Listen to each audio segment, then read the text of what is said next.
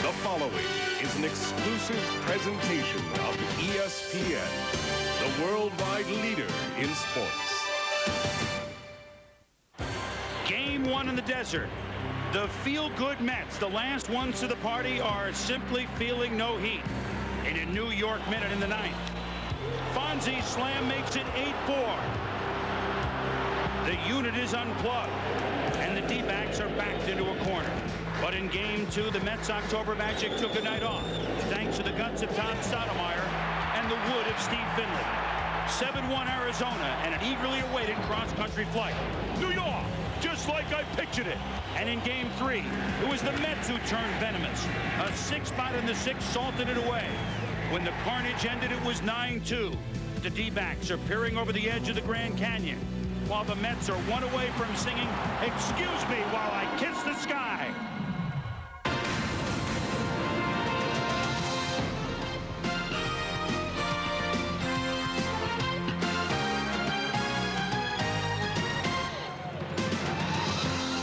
You gotta believe those familiar signs are out again. Can the Diamondbacks hold on, or can the Mets close them out? That's what the fans have come to see. Game 4 of the National League Division Series. The Mets hosting the Diamondbacks, leading 2-1. Hello once again, everybody. I'm Chris Berman. So glad you could be with us here.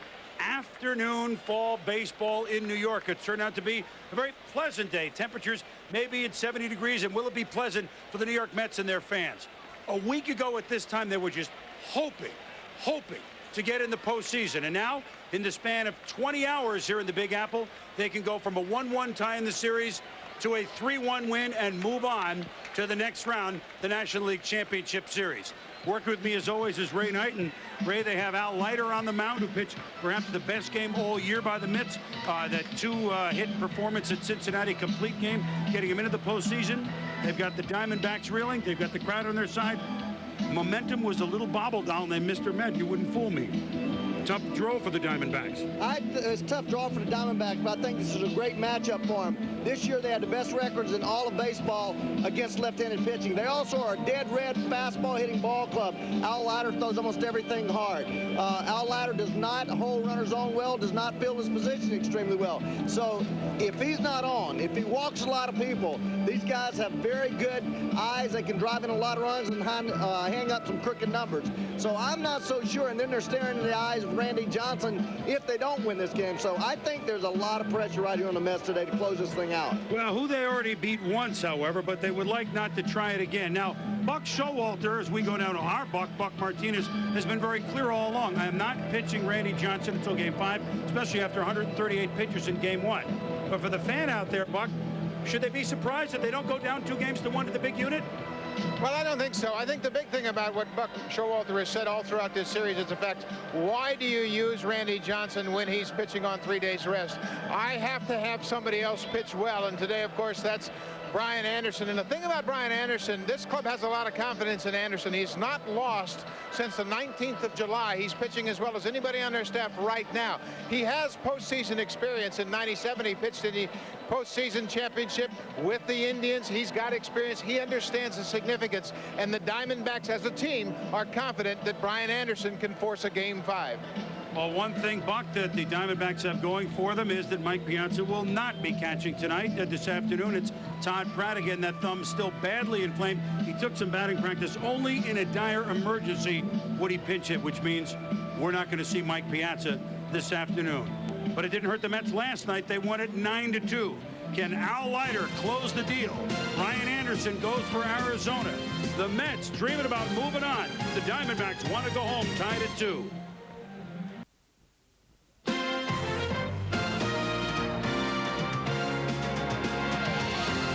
ESPN's coverage of the divisional playoffs is brought to you by AT&T.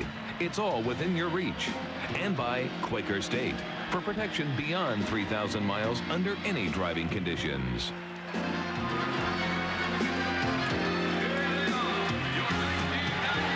Welcome to Shea Stadium, where 4 times in their history the Mets have had a chance to close out a series in the postseason, and they have done it all 4 times. A hero's welcome last night and a hero's welcome this afternoon. And Ray, you know the feeling. these fans can really kind of pep you up and get make even you a 4-3 track roadster, huh? I don't know about 4-3, but they are a big part of this ball club, a big part of this organization, and a big part of winning ball games when the ball games are in balance, especially for the home team. I don't think it really bothers the oppositional team, but they can really get you going.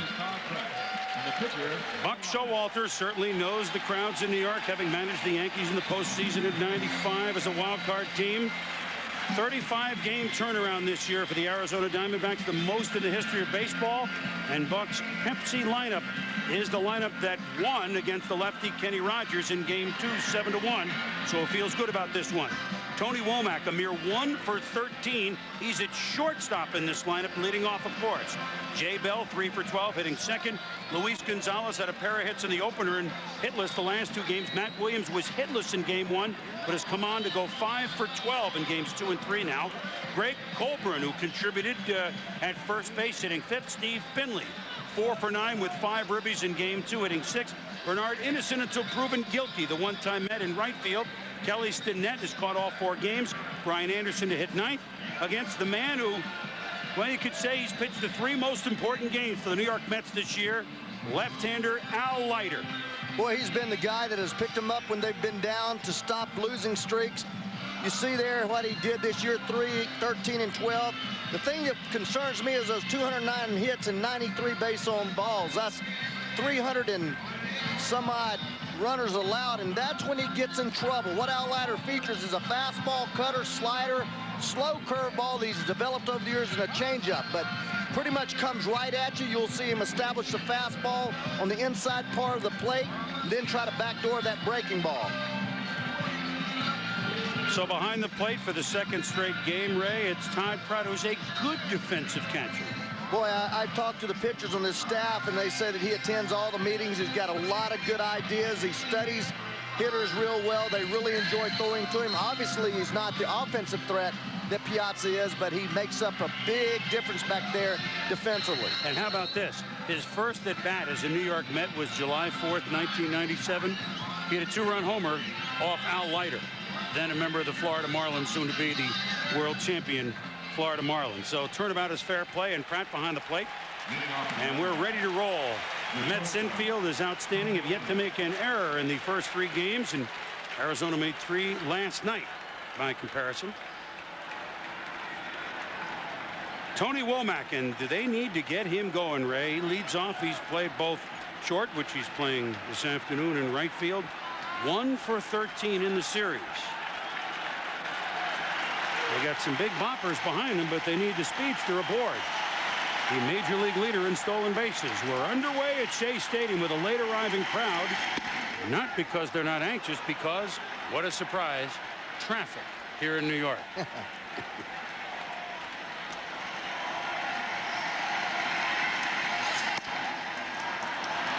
Well, I think a big key, Chris, is to be patient with Al Leiter. He'll throw 125, 130 pitches a game. And he has a tough time commanding that fastball sometimes. I think the key pitch today's game will be the 1-1 pitch. If he gets behind 2-1, he has to come with that fastball right in there. If he's ahead 1-2. In there for a strike. We should tell you that Jerry Davis is the home plate umpire. Jerry does a good job back there. The veteran Bruce Fremming is at first. Jerry Meals at second. Mike Winters at third. Charlie Williams at left. Rich Riker is the right field umpire. A lot of complaints, grumbling by the Diamondbacks. Riker's job behind the plate last night. Right or wrong, that's how they feel, but they feel good about Davis behind the plate. This is the crew that worked games 1 and 2 in the Houston-Atlanta series. Then the umpiring crews switch. Boy, it's been a maelstrom for Bobby Valentine just when things are going good. We'll explain that in a moment as Womack sends Darryl Hamilton back a long way. But Hamilton in there for his defense. Not necessarily would you put the lefty in against the lefty Anderson. But with Leiter pitching, a fly ball pitcher, Bobby Valentine said, no question, I want Hamilton in center field, and there is 1 out. Well, Hamilton takes great routes to the ball. You see him very seldom having to adjust the angle that he has once he sees the ball go up. Here, Al Leiter reacts. It's just a little fly ball out there, big man. Yeah, but to the little guy, he's going, oh, It is humid, 90% humidity today. I mean, it seems like not an October day, more like not August, but a early September or a late May type of day. So the ball might carry a little better than you might normally think here in New York at this time. This is Jay Bell with a 1-0 pitch by Leiter, and it's 1-1. Bell is 3 for 12, and the subway, one of the way you can get here to Shea Stadium, and those fans wish it got here about 10 minutes before, but they'll be streaming on their way in. Now it's 2-1 to Bell, who has been in these sort of situations earlier in his career with the Pittsburgh Pirates. He says he's been up a game, down a game, facing elimination with the Pirates. So he seemed quite at ease, and the count is 2-2. Yeah, and Jay Bell chasing the fastball in right there before the game. He said that Al Leiter has always worked him in. Today he was going to try to look for the ball out over the plate. There he chased the ball inside. Another pitch inside. So sometimes you go up there with a game plan, and the pitcher just won't allow you to do it by throwing relentlessly on the inside part of the plate, making pitches in there, and then you get behind 0-2, 1-2, and you have to start hacking at those balls just to try to stay alive and work for a better pitch. Crowd into it early, as you might expect here in the Apple.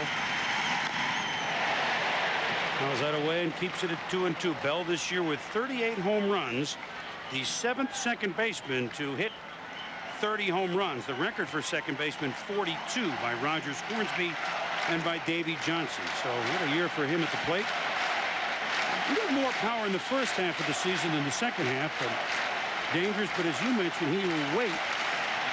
112 RBIs out of the second base slot is a bonus I think any manager would take. I know.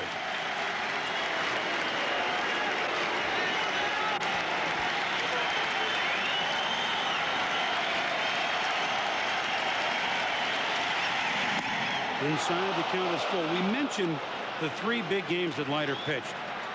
Well, let's look at the pitch here. We mentioned how Leiter likes to pound him inside. This is the 5th pitch, every one of them inside.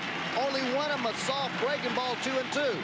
There's a 5th one, 6 pitches, all inside, just the way Jay Bell expected Al Leiter to do, able to lay off those last 2 and draw a walk. So he drew a walk.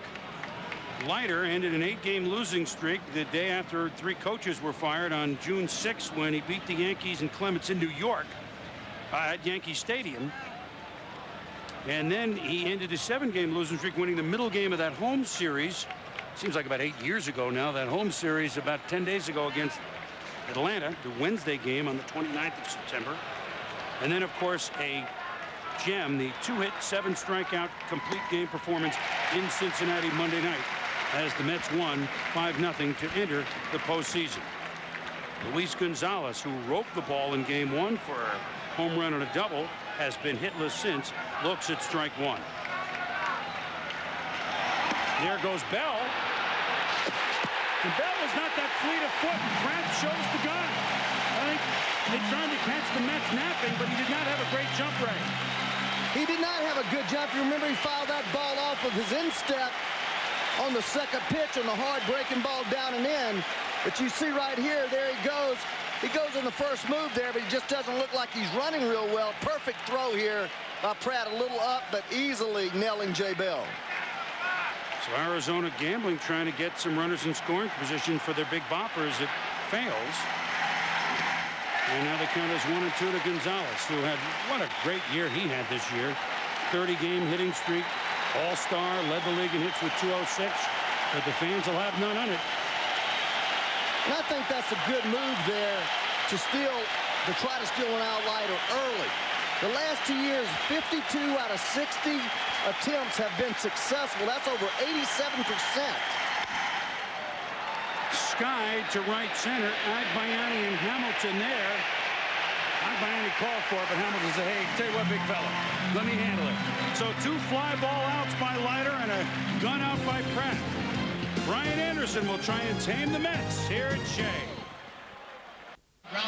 Nothing doing for the Diamondbacks in the top of the first. Chris Berman, Ray Knight, Buck Martinez, so glad you could be with us. Game 4 of this National League Division Series. And Bobby Valentine, well, said if they didn't make the postseason a week ago, get rid of me. I said that about 2 weeks ago, then all of a sudden they're in it. Then stories come out, Sports Illustrated, and maybe kind of rekindled a little flame or two there in the locker room, although he says there's nothing to it. A couple guys that don't like me probably still don't like me, and the guys that like me still do. The Pepsi lineup, Ricky Henderson, the incomparable one, 5 for 11 in the series, leads off Edgardo Alfonso, the hero, game 1, hitting second. John Olerud, 5 for 12 in this series, been great against lefties, not the case in the regular season. At third, the young man from Honolulu, Benny Agbayani, hitting fourth. Robin Ventura Highway hitting fifth. Todd Pratt at sixth. Darrell Hamilton, the 7-hole. Ray Ordonez, what a play he made last night on Matt Williams, hitting eighth. Al Leiter hitting ninth against the left-handed, one-time first-round draft pick, Brian Anderson. 6'1", 183 pounds, age 27. Has a terrific move. You see there, the 4.57 under an average, 144 hits. Doesn't walk anybody. Comes right at people. Throws his fastball. Great changeup and a slider. Ricky Henderson uncharacteristically swinging at the first pitch. And one up, one down. Bernard Gilkey makes the play in right field. Ricky made an out here, but now Ricky. Well, this going in, so you see the difference of the leadoff hitters. And well, we said Womack has to get going. Henderson has been going. I'm surprised to see him swing at the first pitch, Ray. Well, I think that everybody knows that Brian Anderson comes at you early with a fastball or the slider, and then he tries to get you out with a changeup. So the best pitch you may see against him is the first pitch fastball. This is Edgardo Alfonso, homered in the first inning. They support Al Leiter in the game in Cincinnati, giving them a lead. Of course, homered in the first inning in Arizona and grand slammed in the ninth inning in Arizona the next night for 5 RBIs to give the Mets that exciting 8-4 win. Well, he's thrown 3 pitches, 3 strikes, and that is vintage Brian Anderson. He comes right at you. He's got great confidence. We had a lot of sound bites with him. Very focused. 4 pitches, 4 strikes. That's something brewing already in Game 4 at Houston. Let's go to the judge, Bill Pito. All right, Chris, this game can be seen on ESPN. Chipper Jones, who has walked 5 times in the first 3 games of this series.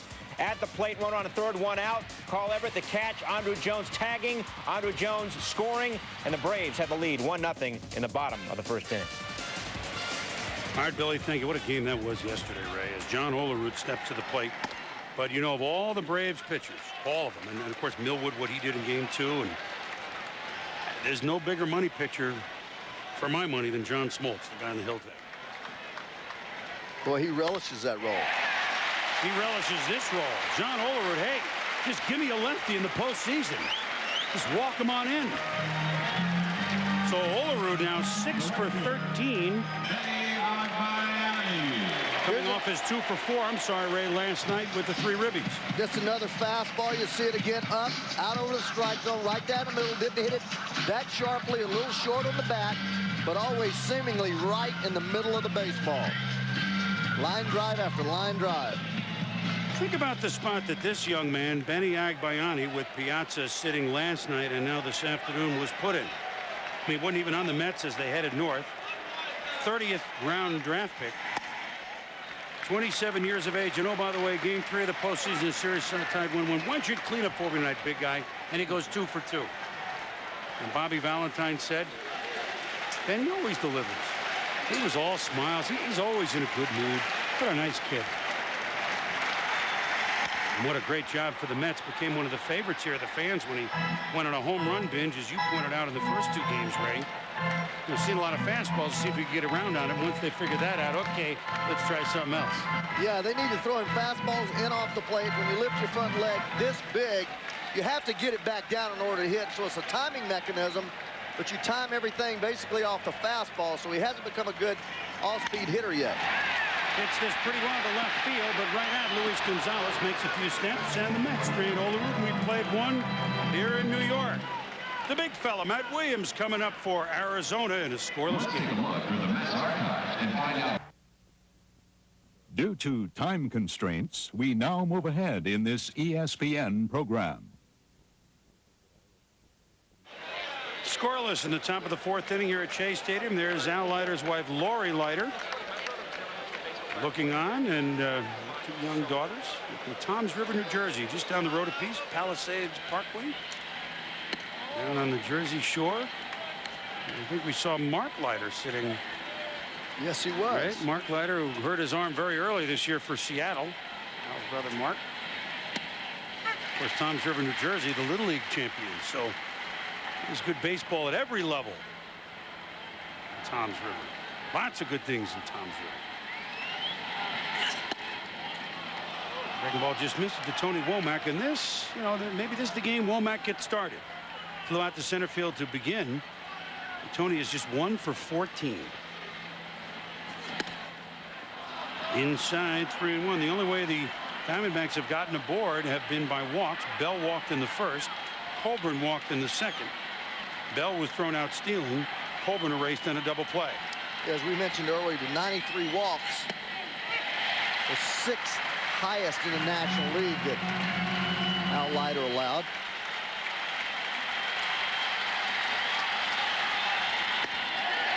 He comes back nicely and freezes Womack there, and Womack struggles at the plate continue.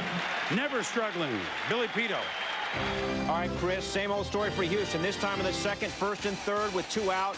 Stan Javier against John Smoltz, and he grounds out. So through 2 innings, Houston has left 5 men on base. It's still 1-0 Atlanta in the top of the 3rd now. L.O.B. Left on base, and I tell you, that Atlanta Braves pitching staff can do it as well as anybody. Over the years, they seem like they stack runners on base, and the Glavins and the Smoltzes and the Maddoxes have always been able to make those crucial pitches when the pressure is uttermost on their shoulders. Leiter ahead of Jay Bell, 0-2. Well, the Braves are trying to do what no National League team has done since the start of this division series in '95. Lose the first game and win the series. Those that have won the first game are a perfect 8 for 8. And of course, the Mets won the first game in this series. First pitch to Jay Bell away. We talked about pounding him inside, but give you a little philosophy as to why he did it, and thereafter 0-2 went away. Let's see what he does again here. Fisted. Coming on is Hamilton. Makes the catch. You want to know why Darrell Hamilton's in center field? Why Steve Phillips made the move to get him? You just saw it. That was no easy play.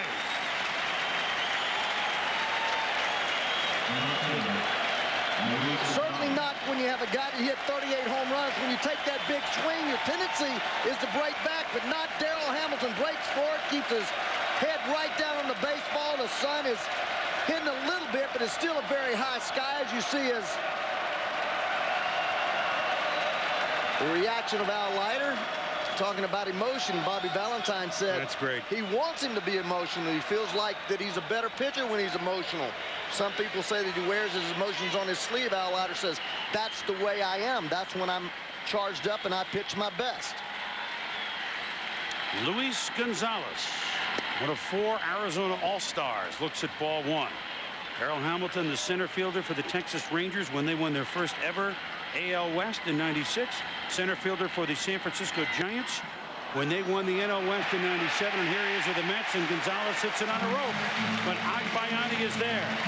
A 1-2-3 inning for Al Leiter with little help from his friends.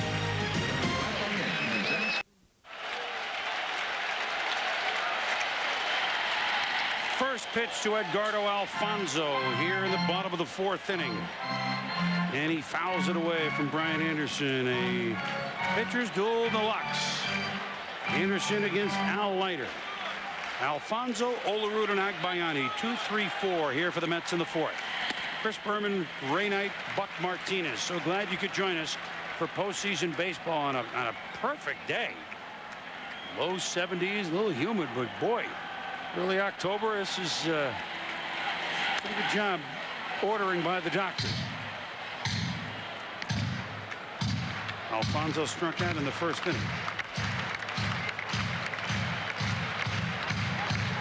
A day for the kids to be out here getting maybe their first experience of a big-time baseball game, and I tell you, something you remember for the rest of your life. How about me? I remember my first one. You know, 9 years old, Game 4, World Series, 1964. Ken Boyer hits grand slam. Cards 4, Yanks 3. I mean, I remember scooping up dirt from Yankee Stadium on the way out. You were allowed to, by the way. You walked out to center field. All these kids, I hope they have a memory for a lifetime.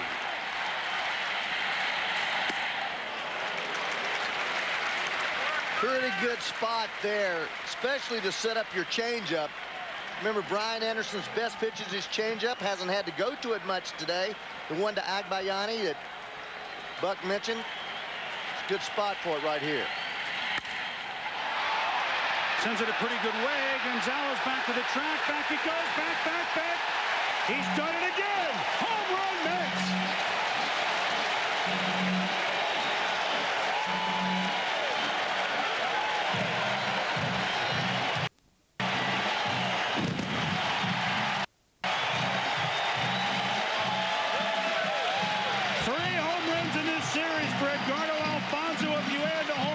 The Reds, 4 in the quote postseason. The Fonz has given the Mets the first nugget on the scoreboard.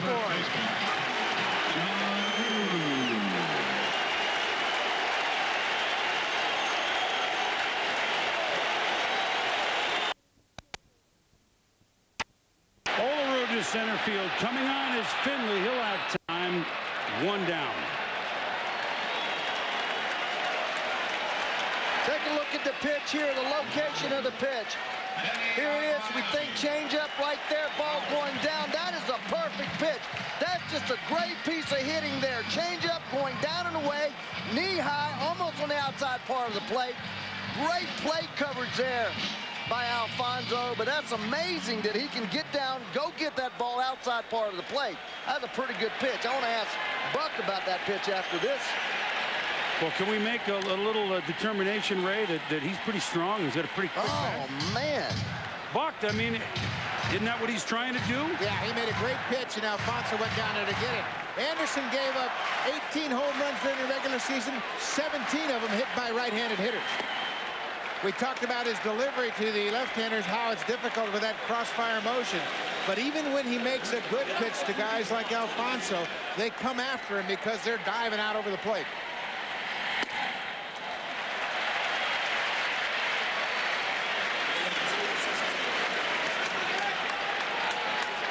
2-1 to Benny Agbayani. Mets on the board. That grand slam that he hit, I know it was at 2 o'clock in the morning. A lot of people have seen the highlights if they didn't see it real time. We couldn't believe that ball didn't go foul, except that he had such a quick bat and he hit it so hard. Well, he stays inside the baseball so well. As you see right there on that ball outside, he didn't pull that ball on the ground. A lot of people on a ball down and away will come over the top of that ball and smother it and hit a ground ball. He has that great extension through the ball, takes the back knob of the bat toward the pitcher, which allows the bat to lay off a little bit. Has no turn of his left shoulder, which keeps the bat in a position and an angle to keep the ball fair. A year ago, Brian Anderson allowed 39 home runs. So obviously he's improved himself by 50%. But look at Agbayani, send it deep to center. Finley has room. Benny drove that a long way, about 390, 395. But he picked the deepest part of the park. 2 out. While they're measuring him now, we can make that determination, Ray.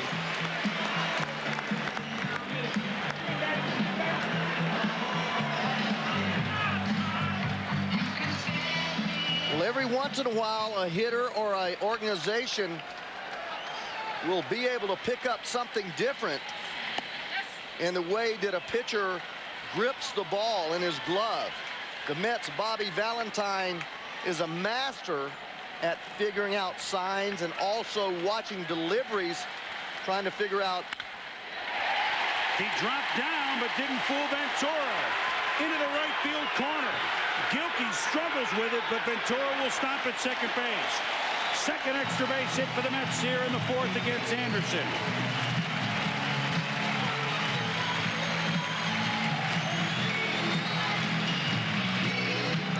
Only the second time I've seen Anderson drop down, that ball's pretty much out over the plate, down.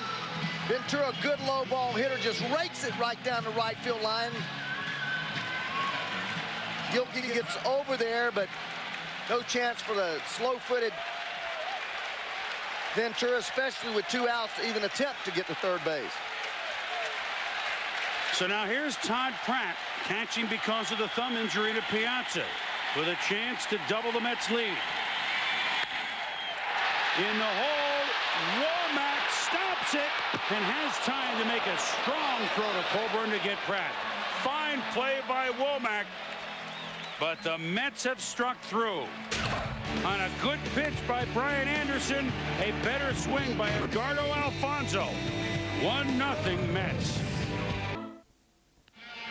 Top of the 5th inning, Alfonso's homer has given the Mets a 1-0 lead, and nothing allowed by Al Leiter thus far. So if you add the no hits, 4 innings pitched today, and his 2-hit root-going performance against Cincinnati, and the last 4 innings of his start before that, the Wednesday game here on September 29th against the Braves, last 17 innings pitched, 4 hits, no runs allowed by Al Leiter, right? And another strong stat that amazed me last night is his last 60 starts. Matt Williams to left field, coming on is Ricky Henderson, and he makes the catch. Williams is gone. 1 out in the 5th. Here's Bill Pito. All right, Chris, Braves and Astros over on ESPN. Brian Jordan is hitting .500. The other big offseason acquisition, Brett Boone, began play hitting .429 in this series. Base hit there, driving John Smoltz, and Atlanta now leads at 2-0 playing the top of the 4th. Well, when you squander, thank you, Billy, you squander those opportunities, sooner or later, and you get hurt. You know, all those opportunities yesterday, Houston, more opportunities today, and they're going to solve John Smoltz.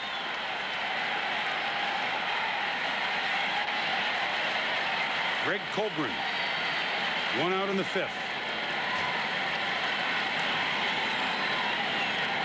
On May 11th, 1996, Al Leiter, pitching for Florida, had a no-hitter against Colorado Rockies.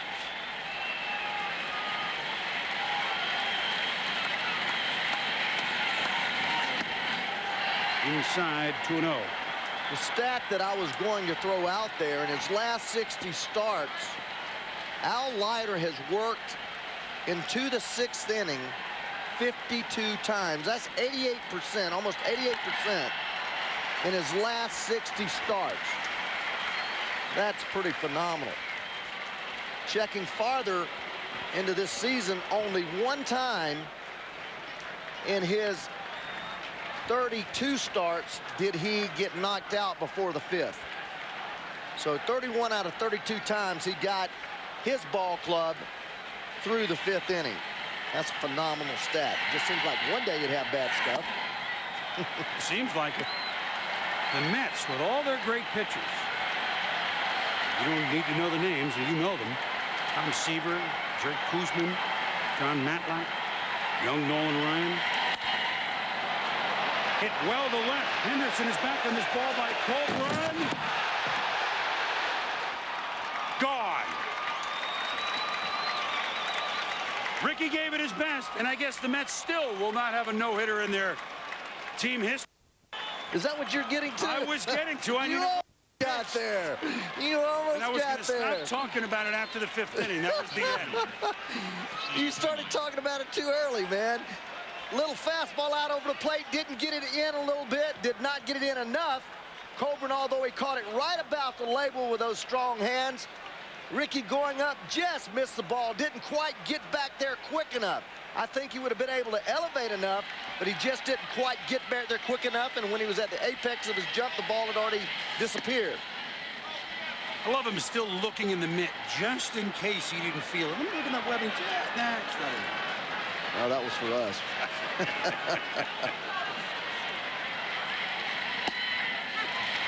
That's what I was getting to. I needed one more. And then after the 5th, I don't talk about that anymore. I figure in the 5th, it's fair game to talk about no-hitter. Till then, after the 5th, that's it. I don't talk about him. But that's only because I've been in that dugout so many times. If you do, somebody will hit you over the head with a bat. Count is 1-2 to Steve Finley.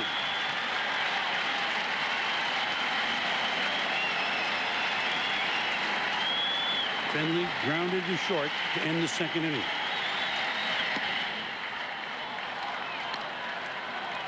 One thing that Leiter does when he starts to force, he starts throwing nothing but fastballs, fastballs, fastballs. Todd Pratt said that his job is to make sure he goes to a slow curveball. Hit well by Finley. Considering it was off the end of the bat, and just kind of a pool cue in there. So 2 hits now after nothing doing, 1 out in the 5th against Leiter. So home run to Colburn, single by Finley, and gives us a chance to tell you that this copyrighted telecast is presented by authority of the Commissioner of Baseball. May not be reproduced, retransmitted in any form, and the accounts and descriptions of this game may not be disseminated without express written consent. So you know what? The no-hitter's gone, and the copyright's gone in the same half inning.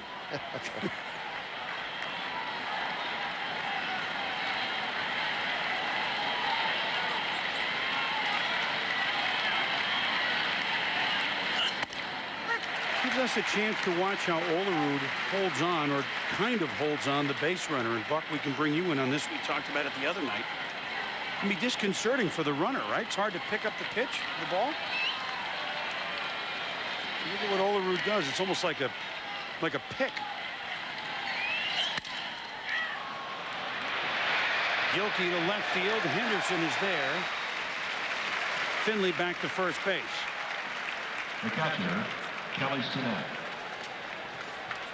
This could be disconcerting for a lot of people involved. It's unusual, isn't it, Buck? Well, it's very unusual, and Bobby Valentine has decided that the left-handers without a particularly good move like Al Leiter and Dennis Cook, he will play Olerud off the bag and basically block the view of the base runner. Remember, Olerud's 6'6", and it's tough to look around him, so you never really get comfortable as a base runner. You see him peeking around. Olerud doesn't know which way to go. Should I go back to the bag? Should I get my break?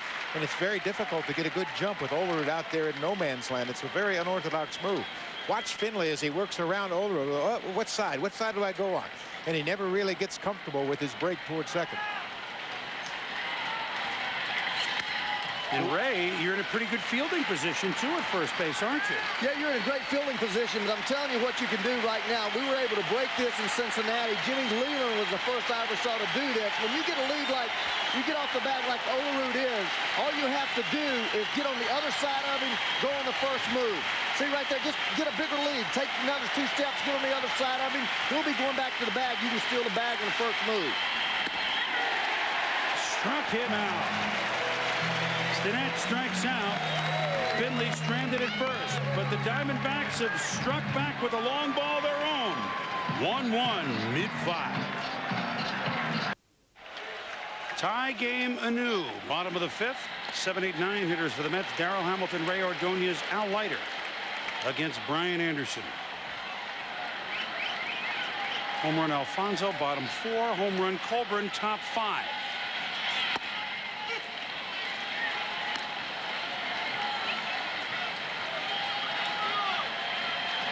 Hamilton flew out to right field and the second inning.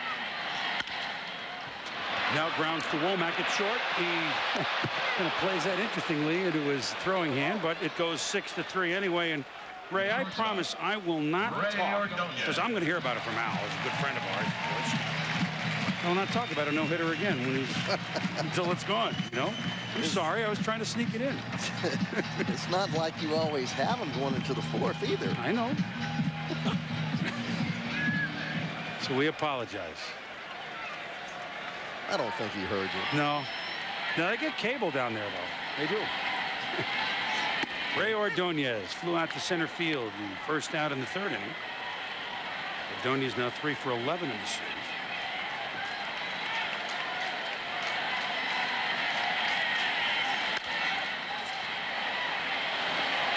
So Anderson settling down. The home run was a good pitch, but well hit by Alfonso. Agbayani had a strong ball to center field, and Ventura doubled sharply down the line the last half inning. So let's see how the youngster Anderson, young, but 27 years of age, so he settles in, working at the bottom part of the lineup. Interesting. Here's, well, going to the 5th now in Houston behind John Smoltz. The Braves trying to close out the Stros. Foul back. It's interesting to note that in Al Leiter's 2 starts in the '97 World Series for the Florida Marlins, which would be, of course, Game 7, and Game 3, that wild game won by Florida 14-7. Brian Anderson worked for Cleveland in both of those games in relief, although Leiter was gone both times before Anderson came in. They have opposed each other in the postseason, if you will, before. Ordonez's gone, and that'll bring up Leiter. Right here, buries a fastball inside, and that's what you have to do as a change-up pitcher. You throw your hardest pitch on the inside part of the plate. You throw the change-up, your softest pitch, away. They start respecting that change-up, trying not to strike out. 2 strikes, you bust them inside, and they have nothing they can do about it.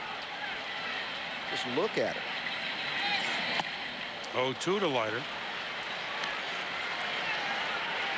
Anderson at 62 pitches right now has gone to 3 balls only once in this ball game.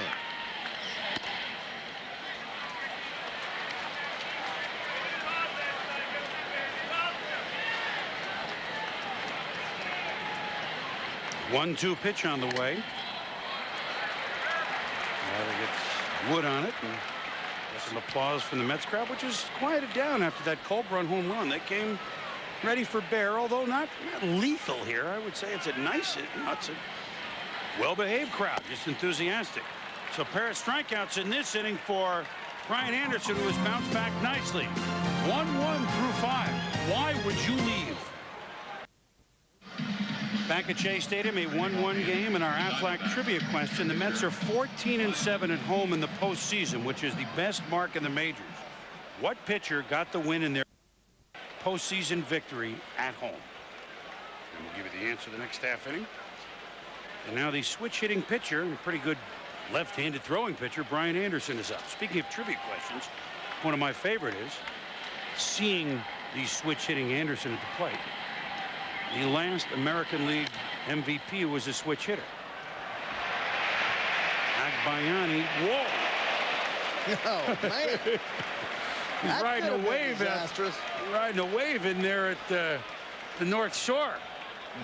He makes the catch, but just to finish. Well, we'll show you the catch. It was. I don't know what happened right here. There's not a lot of wind there. He just comes in there. There's no sun. The sun is overcast here. Al Leiter said, "Mercy me, baby." Nice catch. Yep. Tony Womack 1 for 15 in the series. The answer is the last American League switch hitter to win the MVP. It's a trick question. A lot of people know the answer. Vida Blue, 1971. I didn't know. Not Eddie Murray, Mickey Mantle. So seeing Anderson always brings that question to mind. Very quickly, Womack behind 0-2. And very quickly, the Mets have a great defensive infield, but they struggled all year long with their outfield play until they acquired Hamilton. Agbayani struggling right. Henderson struggled center left. Had McRae in center for a while. Al's pumped up again. He has settled down nicely, as Anderson did. We talked to him about, hey, Al, you know, you show your emotions a little bit on the mound. He said, that's fine by me.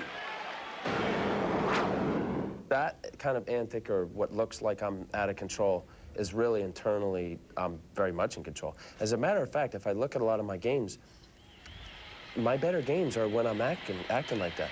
I know even Bobby Valentine said, you know, when I watch you and you look all serious and quiet, and he gets worried. He likes when I get a little flaky. You got the big flakes this afternoon, frosted flakes. Jay Bell has walked and flew out to center field on a great shoestring catch by Darrell Hamilton in the 4th inning. Just the home run by Colbrun, which Finley followed with a single. That's the 2 walks came in the first 2 innings. He's been masterful. Inside to Bell. Actually, it nipped him. Way inside. The left fielder, Luis Gonzalez. Want to get away from him a little bit? I mean, he's just cutting that ball. It starts out over the plate, and sometimes you get on top of it a little bit, and it just keeps on riding in there. Got away from him just a tad. But he obviously, his game plan is to pitch Jay Bell in all day long. He's only thrown him one pitch outside, 0-2 pitch, about 6-8 inches off the plate. Luis Gonzalez, 2 fly ball outs, 1 to center, 1 to right. Had 2 hits in the opener, but since then, his average in this series has gone to 2 for 9.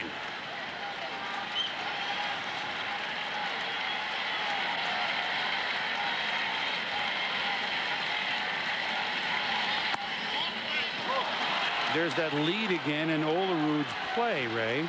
Well, what happens here, and the way that you can defeat this, watch how Olerud gets off there, and he's blocked you because you get a lead right behind him. You go ahead and take a full step over there. And the only way that the pitcher can get you is pick you off and step off the bag. If you go on his first move and he comes to first base, Olerud's moving back to the bag, you're moving to second base, and you're gone. The ladder does not have a very good move. So what you do is you stretch your lead, force him to throw over there, and go on the first move. Now, I had some pretty good speed in Cincinnati, but Ventura to Alfonso. Bell is forced, and that's it for the Diamondbacks in the top of the 6th inning. Heading to the bottom of the 6th in New York, the top of the order for the Mets. 1-1 game, bottom of the 6th inning. Our Aflac trivia question answer. Question: Mets 14-7 at home in the playoffs. Who won the Mets' first home playoff game? It was Game 3, the clincher in the 1969 NLCS. Nolan Ryan pitched 7 innings in relief of Gary Gentry. 3 hits, 7 Ks, and the Mets were on their way to the World Series, which, of course, they won in 5 games here against the Baltimore Orioles, with Jerry Koosman winning 2 games in that series, winning Game 5. And Nolan Ryan is the first Shea Stadium Met winning pitcher in postseason. He won a few other games, too. Hall of Famer as of this summer, Nolan Ryan. The top of the order, Ricky Henderson, 0 for 2, then Alfonso, then Olerud. In there for a strike to Ricky. Ricky fly ball to right and ground ball to third. 0 for 2.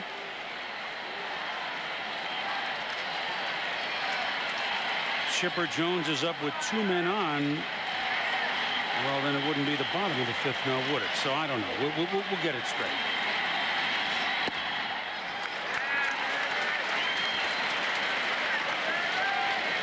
You see now, very dangerous when you have 2/3 of the information. Apparently they've retired Chipper Jones. That's why they're in the bottom of the 5th. It's 2-0.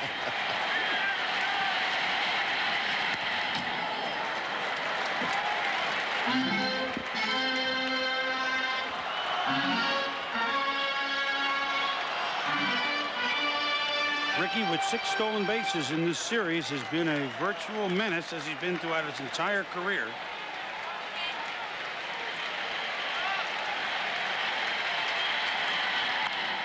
Staying alive. Of course, Ricky is also a menace in the base on balls department. Has walked 3 times. And this has been well documented. He is 3rd all-time Major League history in the walk department, behind only Babe Ruth and Ted Williams. Ricky with 1,972 walks. The Babe 2056 and Ted 2019. So he's going to catch that, you would think. Runs, he is 5th all-time, behind only Ty Cobb, Hank Aaron, Babe Ruth, and Pete Rose. With Cobb at 2245, so he's could catch that. Not to mention, he's going to get probably 3,000 base hits. He is well, if he plays 810, right? If he plays 5 more years like he says he's going to, that's a lot. And how about he's going to get 300 homers, Ray? I mean, it's hard to kind of. That just shows you better numbers than that. Staying alive. Not a lot of room here at Shea in foul ground. Stadium built 1964. You know, with Candlestick closing, by the way, for the Giants, stay open for the 49ers. Oldest parks National League, Wrigley Field, of course. Dodger Stadium 1962. Candlestick was built in 60, but that'll be gone next year. Shea Stadium, the third oldest National League, 1964. Built when the World's Fair was here in New York. Home for the Mets and the Jets. 10th pitch now. Anderson to Henderson. This is what he does, huh? This is a tremendous matchup here. You talk about Ricky Henderson's ability to walk. Brian Anderson, 4th in the league. As far as control, only 1.8 walks per 9 innings. So that's why you get to 10 pitch at bats, because Henderson doesn't strike out too much, doesn't swing at bad balls too often. Bat splintered. Ball foul. Yeah, a couple of nights here in the Northeast this week. Could have put a little kindling in the fireplace, and Ricky just contributed to it.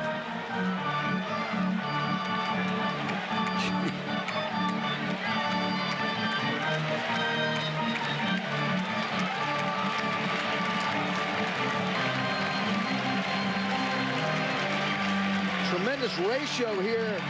Brian Anderson early in this ball game, actually to the 6th inning. 75 pitches thrown. 53 of those have been for strikes. Just 22 balls.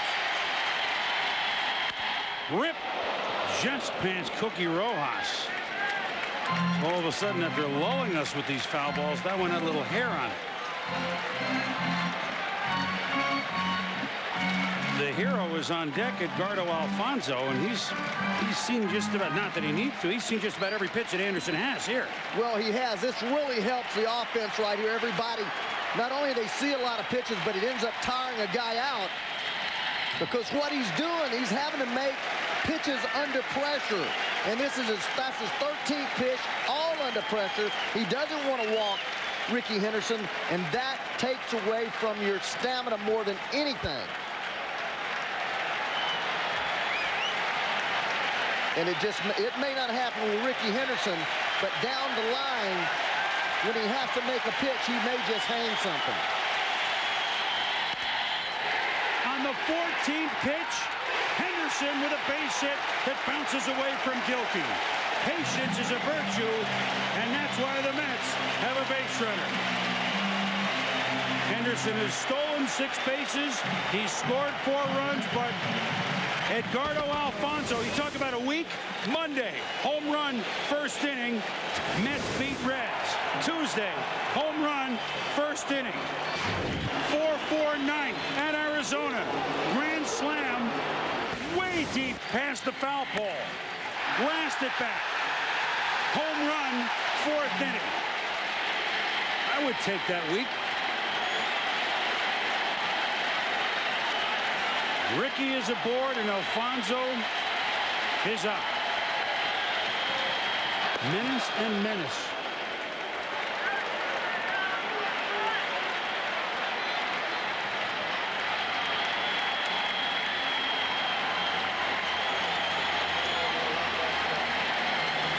The 14 pitches of Ricky Henderson in that at bat was more pitches than Brian Anderson threw in the 1st, 3rd, or 5th inning total. This should get out of play, and it does.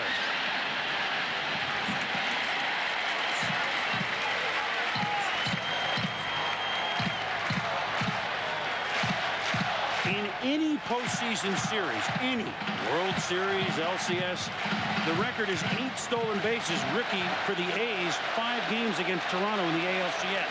Lou Brock twice in the World Series for the Cardinals against the Red Sox and Tigers in '67 and '68. Ron Gant, you saw, a young Ron Gant for the Braves, turned the trick, and Willie Wilson, the mercurial one, when he played for Oakland later in his career against Toronto. But the record is 8 in any series. So Ricky has 6 in this one. Well, Brian Anderson told me that he did not know if he could stop Ricky Henderson from running. But he said he feels he's got a good enough move, but he thinks the key is that he's going to stop Ricky Henderson's feet. He's going to not let him get a walking lead. Well, that pitch count that Anderson had nursed so beautifully is going out the window this inning.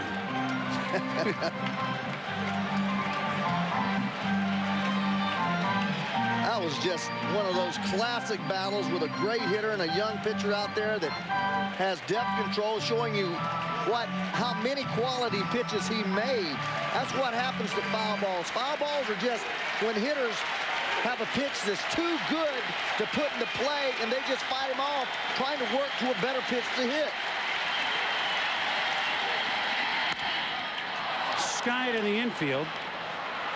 It's the net. Now Matt Williams takes charge. He grabs it. 1 out. The first baseman, John Olerud. John Olerud, 1 for 2, a sharp single up the middle in the first inning. Steps to the plate. Olerud is 6 for 14 in this series. And we've documented how all of a sudden, at least in this series, lefties getting better off them than righties in the regular season. I mean, that's not even close. One-time batting champ. 1993 Toronto Blue Jays when he hit 363. A year ago hit 354. The highest average in Mets history, breaking the old mark held by Cleon Jones with 340 in the Miracle Mets year of 1969, the year in which Ryan won the game in relief. Seaver, Kuzman.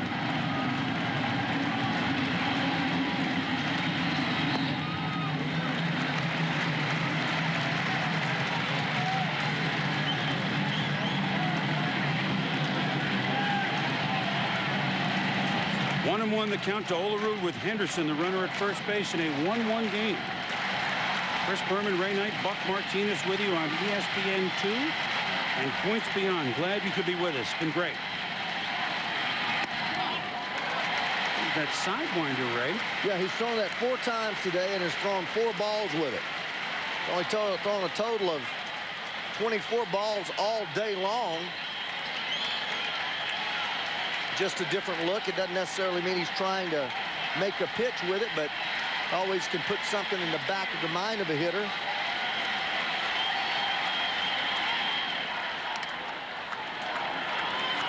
I wouldn't say that Ricky's timid out there, but Anderson's doing a great job, right? He better be a little timid. I know one thing. He's not going to be able to get a walking lead, and that's where Ricky's so successful. Brian Anderson said the one thing that he was going to do was make sure that he held the ball, buried his pitch to the plate. Olerud to the gap in left center field. Cut off nicely by Finley, but Henderson into third. Olerud with a single in the Mets have runners on the corners with 1 out.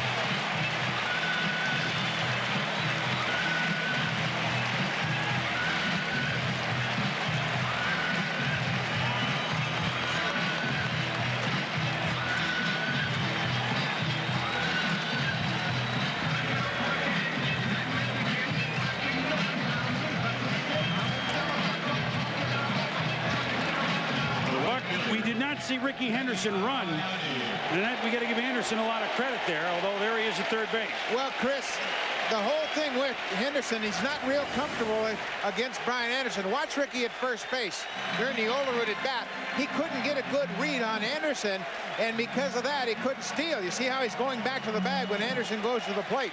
He has run wild on the Diamondbacks in this series, but Anderson neutralized him in that particular at bat. And of course, you can't say that it woulda, coulda, shoulda. Had he stolen a base, then he might have scored on the hit by Olerud, but we'll never know. Anderson might have pitched differently. One of those things, but right now, Agbayani is just trying to loft a fly ball to break this 1-1 tie. And Buck, I'm also going to give him credit for the John Olerud hit Ricky Henderson because of the way that he worked Anderson during that inning. This will be out of play. Certainly is a factor, Ray, and Anderson made quality pitch after quality pitch to Ricky Henderson, and finally Henderson, as he's done throughout his career, gets a pitch that he can drive the other way and starts this inning. I mean, these two guys, Anderson and Leiter, have really done a good job. And Buck Showalter has said throughout this series, you know what, Brian Anderson is a very capable pitcher, and I'm not concerned about starting Randy Johnson on short rest.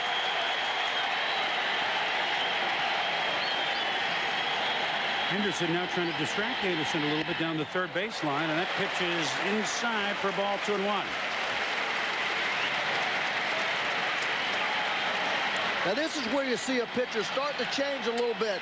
Not in his mechanics, but his thought process. Brian Anderson going right at hitter, pitch after pitch after pitch. Now he's behind Agbayani 2-1 because he wants to throw the perfect pitch to get a ground ball double play.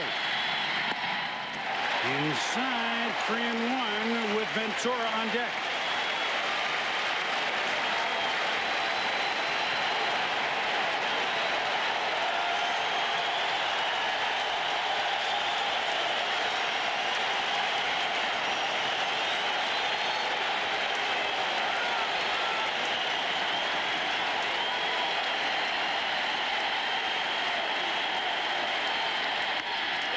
Driven to right center field. This will go all the way to the wall. Henderson scores. Olerud is being held up at third. Double for Agbayani. Mets lead it 2-1.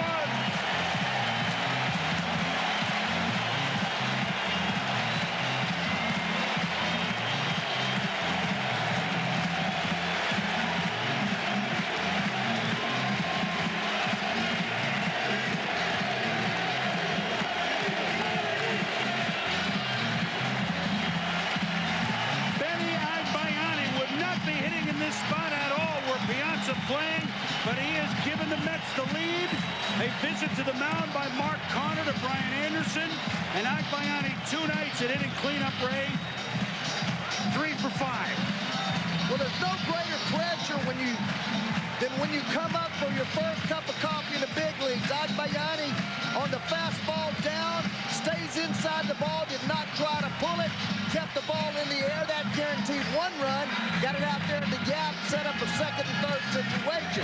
But when he first came up with the Mets, all that pressure is right on your shoulders as a rookie, never having played in the big leagues. Once you get that under your belt, it becomes easier and easier to play on the big league level. Greg Olson, right-hander, up and throwing for the Diamondbacks.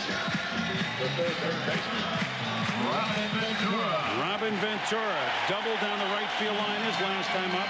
Robin is 1 for 2, 3 for 12 in the series.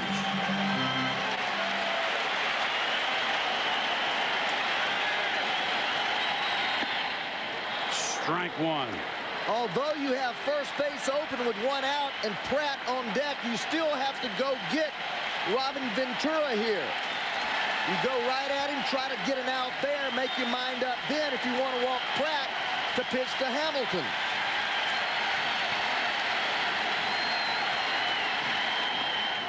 Good play by Stinnett to block it. Keep Olerud at third. Here's Pratt on deck.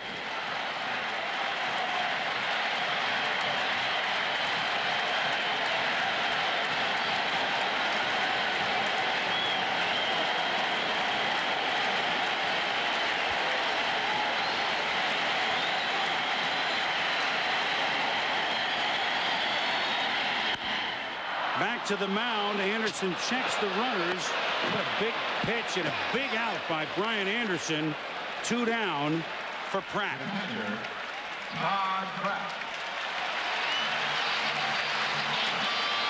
See the pitch coming right at us there. A breaking ball slider. Hasn't thrown a lot of them lately, but does throw them to left-handed hitters, and Ventura off the end of the bat. Nice pitch in a crucial situation for Anderson.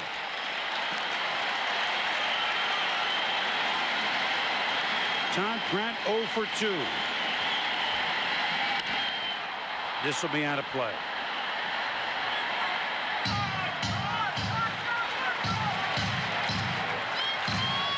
Now you ask the question, right-handed hitter Todd Pratt, left-handed hitter Darrell Hamilton on deck.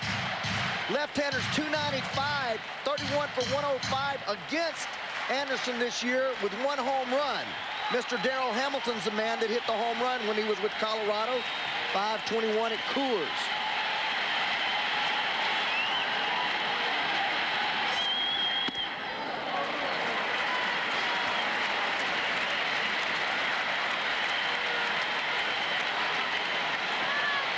One the count to Todd Pratt.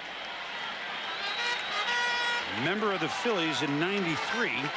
Had one at bat in that NLCS win over Atlanta. Did not play in the World Series against the Blue Jays. A little chopper to third. Matt Williams across the diamond to Colburn. But Benny and the Mets have taken a 2-1 lead through 6.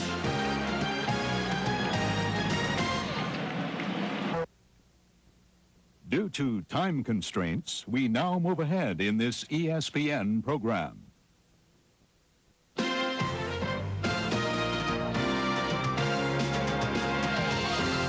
ESPN's coverage of the divisional playoffs is brought to you by Red Wing Shoes. For the dealer nearest you, call 1-800-359-BOOT. And by Hyundai. Every Hyundai is backed by America's best warranty with 10 years powertrain coverage.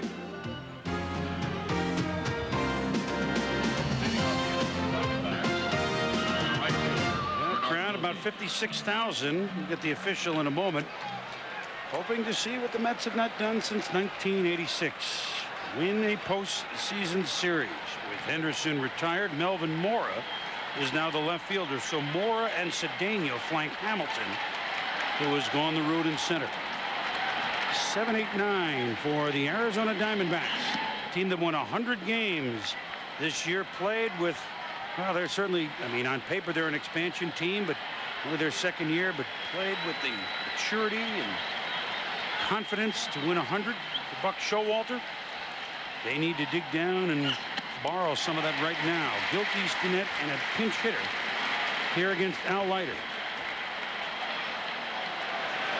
John Franco just getting up, warming up in the bullpen. Turner Ward, the big right-handed bat on the bench. Hit by Gilkey to left. Moore just in the game, makes the catch.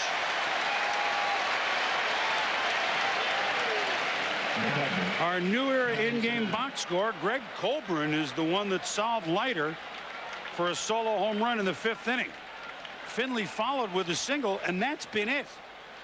Tony Womack's struggles continue, and can't say that he's alone, but when you look at the top 4 guys in the order, and it's a complete 0 for 10.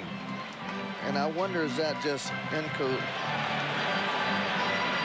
Turner Ward on deck?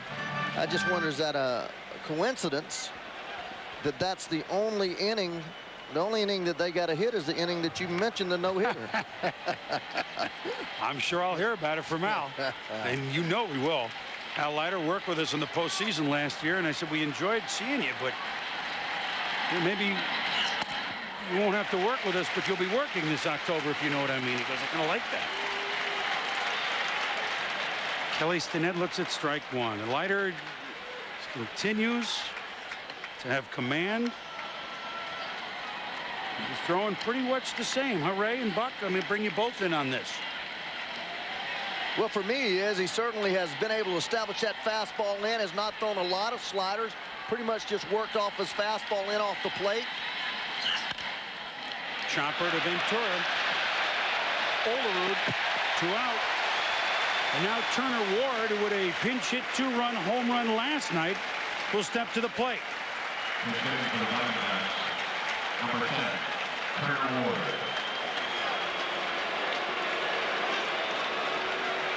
And now with Ward coming up, Dave Wallace, the pitching coach, will go out and visit with Leiter and Pratt.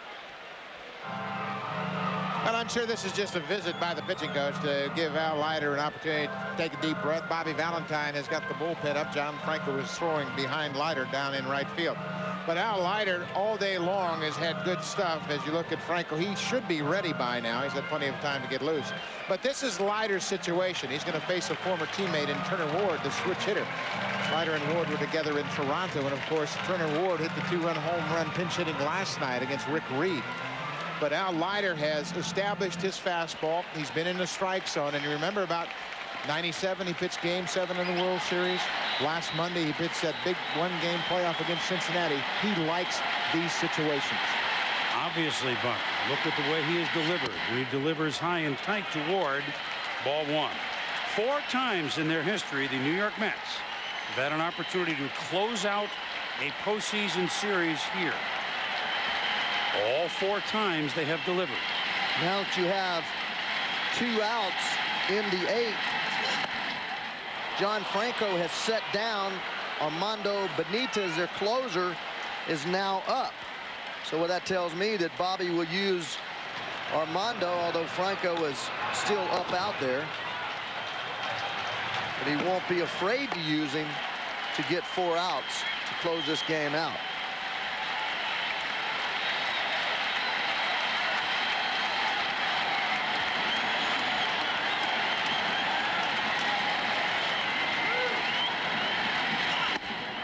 Inside, ball 3.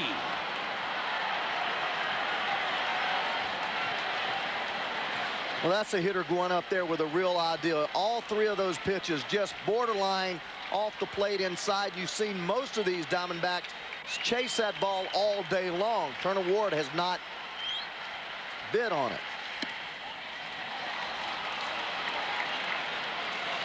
Well, he took it, and now he will take off his shin protector. And Turner Ward has come in and now represents the tying run with 2 outs. And if ever there was a time for Tony Womack to shake the termites out of that wood, this probably would be a good opportunity, at least from Arizona's perspective.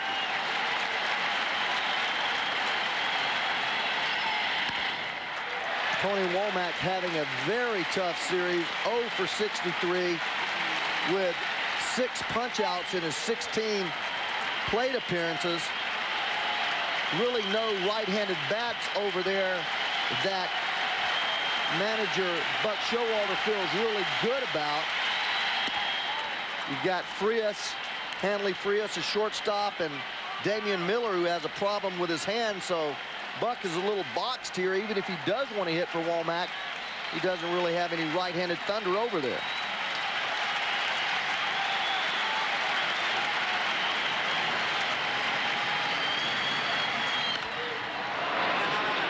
Off the glove of Alfonso. Womack with the speed beats it to first. So the normally airtight infield of the Mets, admittedly a very tough play,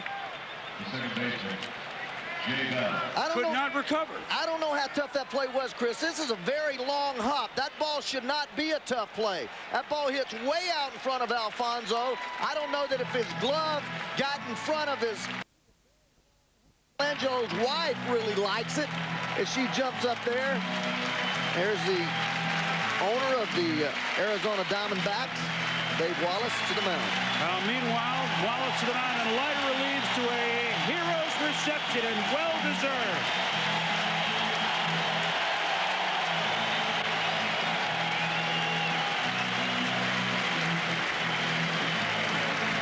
Benitez coming in a 2-1 game. Wallace to the mound, and Leiter relieves to a hero's reception, and well-deserved.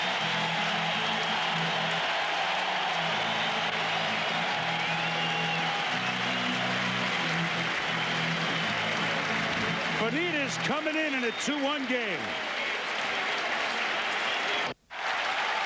Armando Benitez on to face the dangerous Jay Bell with 2 aboard and 2 out and strike 1. It'll be Benitez to close for Leiter to go the route.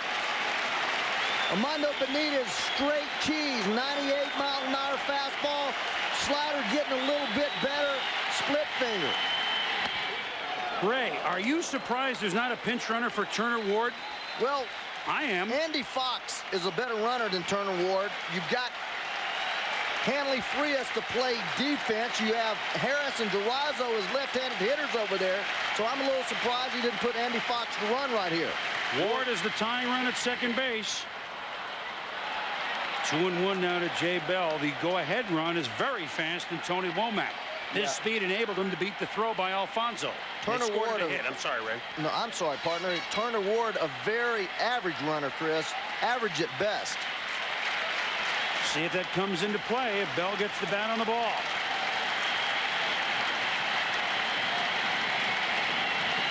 With the speed of Benitez's pitches. Oh, Bell slugs it to left field.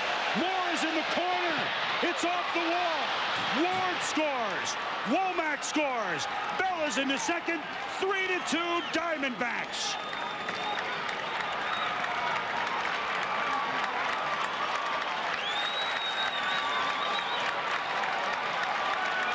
One fielder, Luis Gonzalez. Shea Bell, who drew in 112 runs this year, just sat dead red. Well, we said before the ball game the Diamondbacks love the fastball. There it is.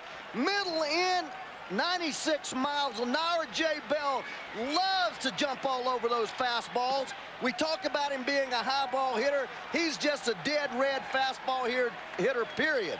That ball down, driving it off the wall. You just can't throw balls by this type hitter. Luis Gonzalez will get a free pass, and that will bring up, with 2 men on, Matt Williams. See of the 142 RBIs. In no way do we mean this disparagingly. However, play made on Womack by Alfonso, the hitting hero to date, inning over. Right? No question about it. That play should have been made. That's a long hop. Alfonso, as you see, Bobby, you don't want to read what his lips. There's Buck. Little different reaction here, baby. Watch Buck. He's just so professional. Walks back in there and says, "Atta, baby." Okay, I got a couple of runs, no problem. I know his insides are churning out, though. Or he's the toughest man in America, because I never see him react. Matt Williams 0 for 3. High and tight, ball 1 from Benitez. So now remember, Henderson out of the game, Agbayani out of the game for hitting. Yes, sir. Big point there, Chris. Now Henderson might not come up because he just batted, but Agbayani's slot due up third. However, Cedeno can hit. I mean, but a change in what the Mets have available to them in the lineup right now.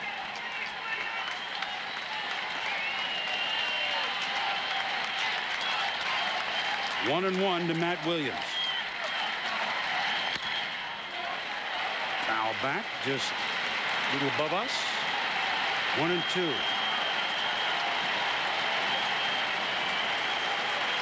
Oh, by the way, if there's a game 5, Randy Johnson gets another crack at the Mets. He'll be matched up with Yoshi again.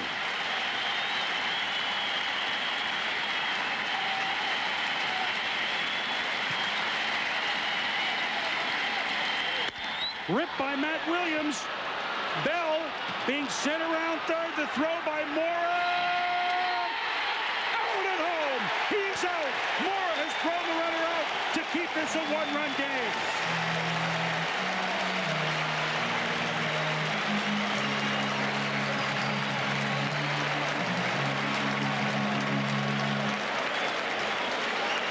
Mora's throw, and Pratt had it aligned. Had to make the dive back. A nice play by the Mets, but the Diamondbacks own their first lead.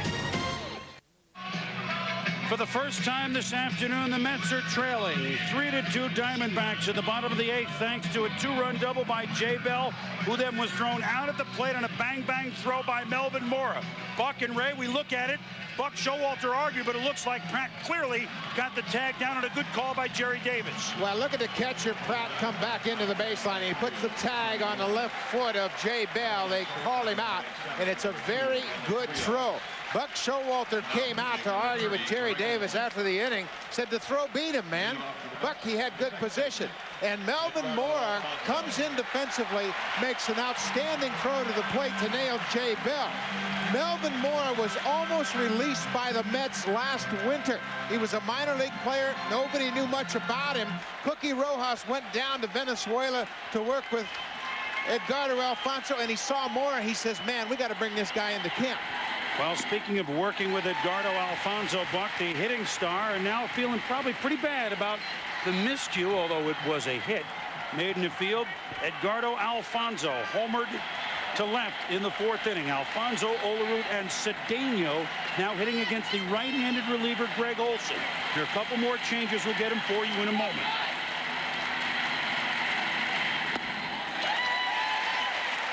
Tony Womack is going from short to right field, where he plays most of the time, and the new shortstop is Hanley Frias. And the pitcher is going to bat 9th. Womack, of course, already in the game. So Frias goes in Gilkey's spot, which is the 7 hole.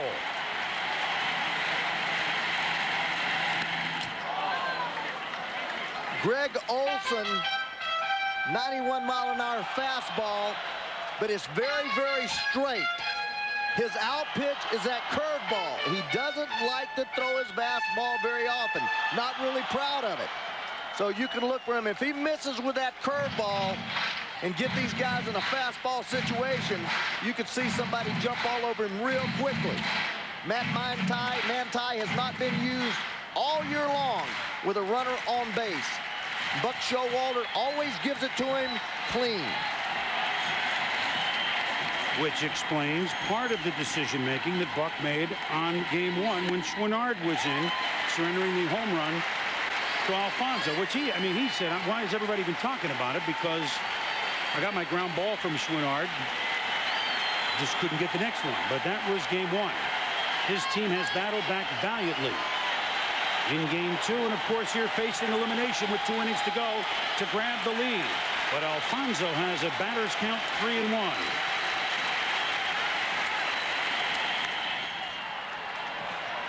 Stinnett will give it a look, but it's safely on the screen. We should tell you that if the Mets come back and rally, and there is a celebration here, we will stay here after the game to bring you some of the celebration, but that's not in the mind of Armando Benitez. That will happen. We would maybe even hear the yelps from the ESPN zone all the way in New York. Who knows? With that happening, a big celebration there, but it's all on hold. And all of a sudden, LaGuardia Airport, a couple of miles down the road here, becomes a factor for Game 5. Tying run aboard.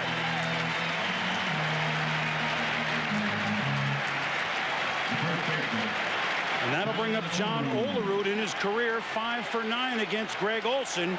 And certainly Buck Showalter aware of that. So Olson won't do it. He'll bring in Zeke. Greg Swindell. Can you hear the wheels turning here at Shea Stadium? Back at Shea Stadium, Chris Berman, Ray Knight, Buck Martinez in our Clarendon game summary. Well, by the way, Arizona leads the game 3-2 on a 2-run double by Jay Bell off of reliever Armando Benitez with 2 outs. Arizona's first lead of the game. Left-handed Greg Swindell on to face John Olerud. Olerud has gotten a base hit off of every other lefty the Diamondbacks have thrown at him in this series, so Swindell will get a shot with the tying run Alfonso at first. Alfonso, good base stealer. Greg Swindell, not a real good move. Very slow to the plate. Kind of casts his leg up and out when he goes to first base. Always been a guy that you can run on a little bit. Olerud 0 for 6 lifetime against Swindell. Matt Manti, the Iceman. Mill Ice came in with a half frost a couple of years ago when they were teammates with the Florida Marlins.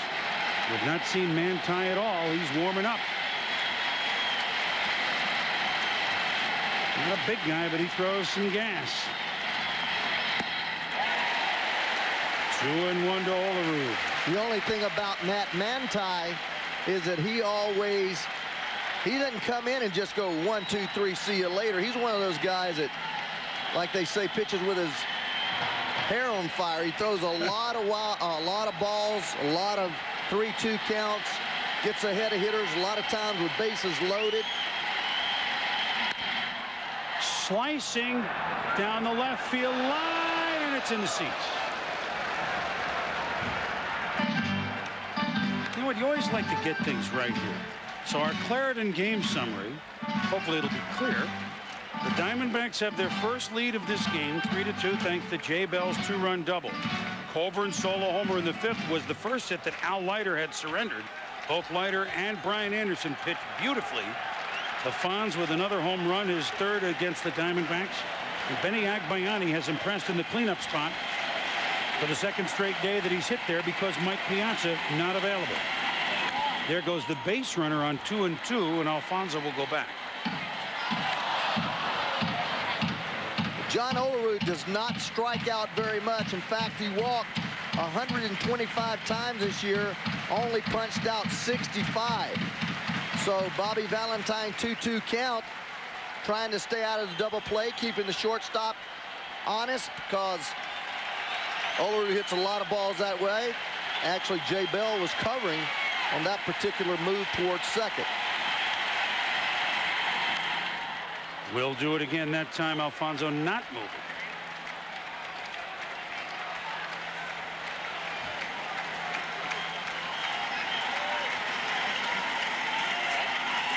The New York Mets led the National League and grounded in 2 double plays.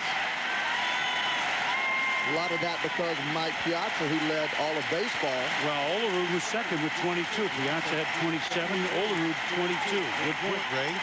2-2 count. And Swindell will keep an eye on Alfonso.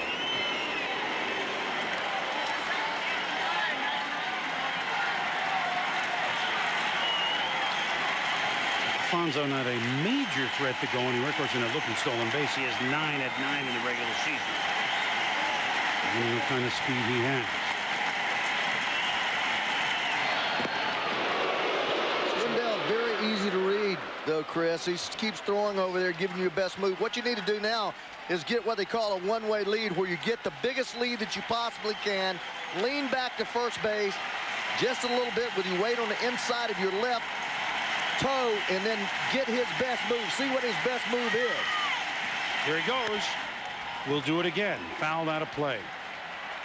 But by the way, you know what was refreshing? One of the many things about this game, which has been great. He played 7 innings in 2 hours. That's great. That is great, man. I mean, this inning there's more going on, of course, but first 7 innings, 2-1 Mets after 7 with Leiter and Anderson twirling 2 hours. Playoff baseball at its best. You know, we've had the game tied in the 9th inning, game 1, won by the slam 8-4, but Diamondbacks pretty much all the way in game 2, and the Mets pretty much all the way in game 3. This is a little different, and we'll do it again.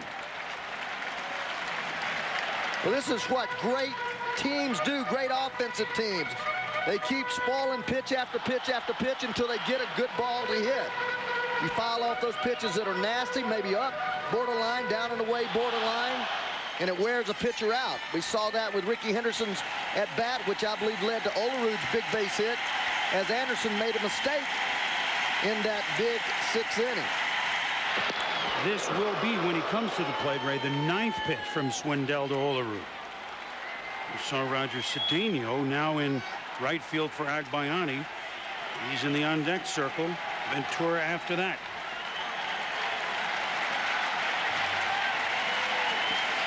And Benny was great, but he can only watch it now.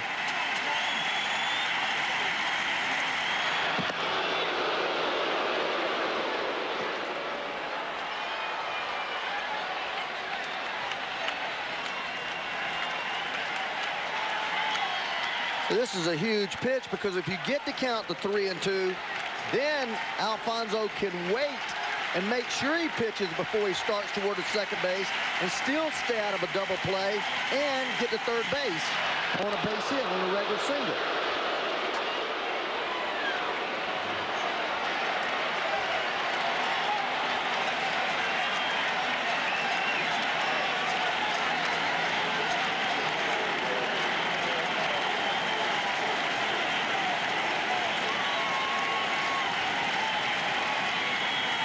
Inside, and here is that full count, Ray.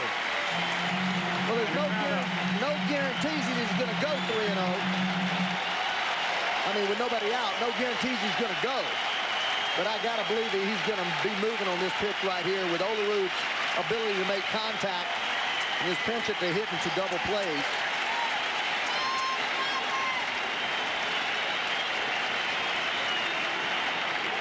Time called. Jay Bell in with a couple of words to Swindell. Mookie Wilson, the first base coach, with a couple of words to Alfonso. Well, this is a decision made by the man in the dugout, but I don't necessarily like it because what it does, it creates a bigger and better lead for the guy at first base, making it almost impossible to keep him off the shortstop. Ripped by Olerud to right center field. Womack is back. Oh, he dropped it. He dropped the ball. Womack just dropped the ball. Olerud to second. Alfonso to third.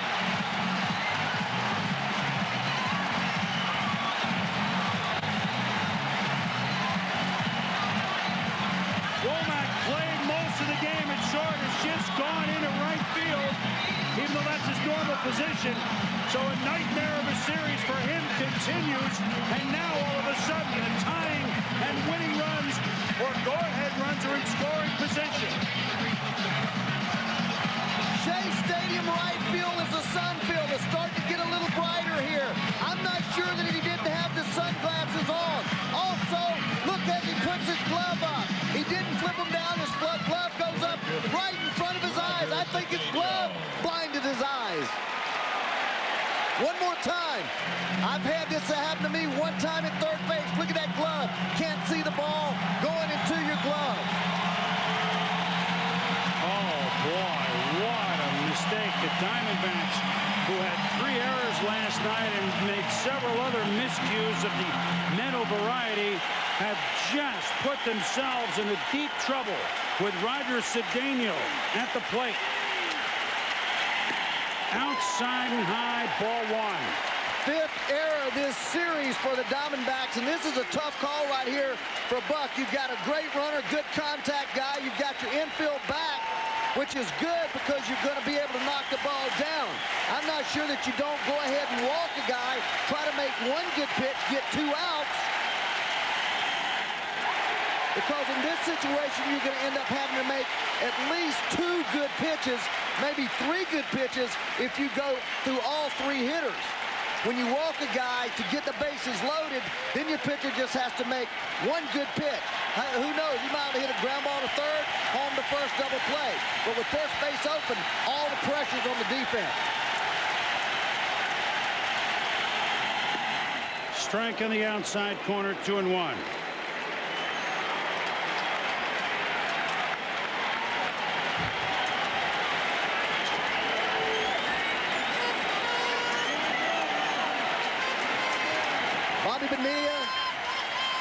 A possibility as a pinch hitter. Matt Franco, the left-handed bat over there. Fouled away, so Swindell has gotten back to 2-2. Are you still not in favor of it? I'm not in favor of it because you're playing the last game possibly of a series. You're on the road.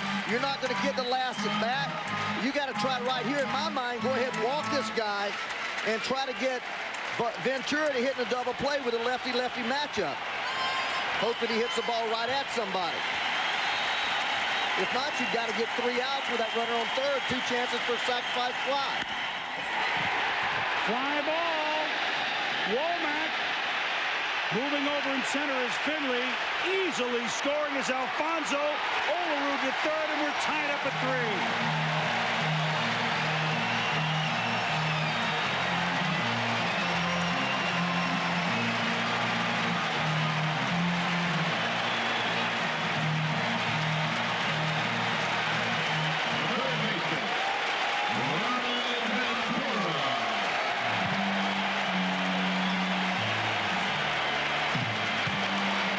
Just 1 out. And Ventura will look to do the same thing with a fly ball. Now you're going to walk Ventura here with a matchup. He's only 4 for 17 against Swindell to face the right-hander Pratt. And you better turn 2. Pratt 2 for 6 lifetime against Swindell. Very difficult to double up in defense of not. Well, I changed my mind. I'm thinking about not walking Cedeno. Very difficult to double up Cedeno. Not difficult at all to double up Ventura. That's why they make the big bucks. That's right. Cedeno did his job with the fly ball. But what you do now, you've created 2 easy opportunities to score runs by having runners at third base less than 1 out. You never know what would have happened the other way, but Tony Womack just hoping for some redemption, because that was just disastrous. Matt Manti now wondering if he's coming in, but tie game. They're just hoping it can stay tied. One thing Arizona has in their favor: Olerud, Ventura, Pratt. None of them move. But they'll move on a fly ball to the outfield, and here comes Buck. You would imagine a double switch.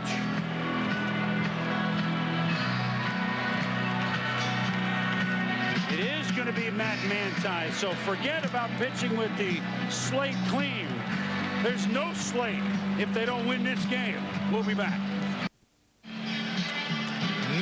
Many moves, some of them head scratching, being made right now by the D-backs as we are 3-3, bottom of the 8th. Matt Williams on a double switch has been taken out of the game by Buck Showalter. He just was the last man up. Lenny Harris goes to third. Matt Manti is in the pitch and will hit in that 4 spot, and Harris will hit 9th. But Ray, you're looking for a double play, and Matt Williams is your best fielder. I don't really understand this move right here, Buck. There's Matty Williams. You got to have a double play in this situation. Matt Manti, first time with the Marlins in a situation runs on second, first, and third. You are only going to throw Matt Manti 2 innings max. 2 innings max. He is the 5th hitter if there is a no double switch. In order to be the 5th hitter, they're probably going to end up pinch hitting for him and win the ball game, and you got to go to somebody else there. But to get your best offensive player out of the game, your best defensive player out of the game, tough call. Todd Pratt is up. We've seen Agbayani excel with Piazza's absence by hitting in the cleanup spot. Can Pratt deliver the go-ahead sac fly? Buck Martinez, you baffled as we are? Well, just think back to game 1 with the bases loaded when Matt Williams made that great play on Ricky Henderson to nail the runner at the plate. Same situation right here, and he's a Gold Glover.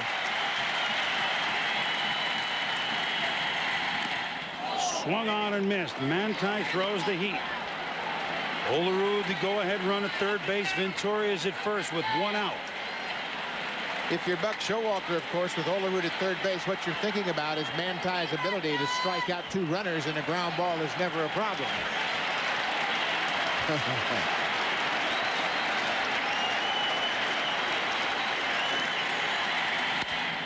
Back to Manti, and Olerud is caught in a pickle.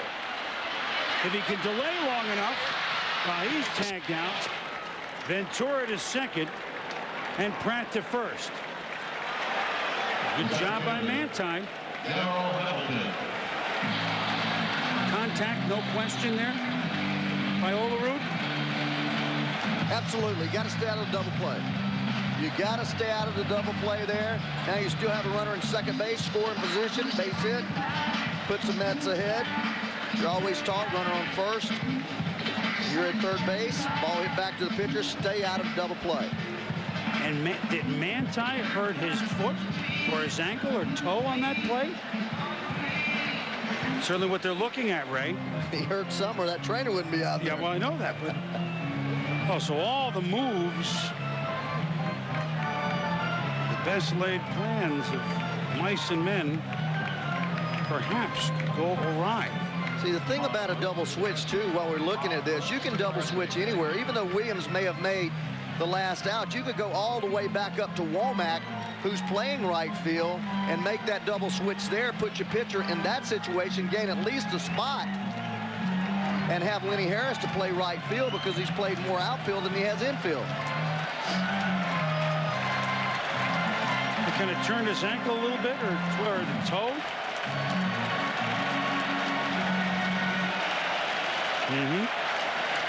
Looks like he kind of hit right there on the seam and turned his ankle just a little bit right there.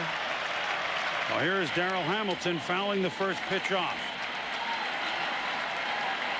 So now the go-ahead run is at second base in the person of Robin Ventura. Todd Pratt is at first.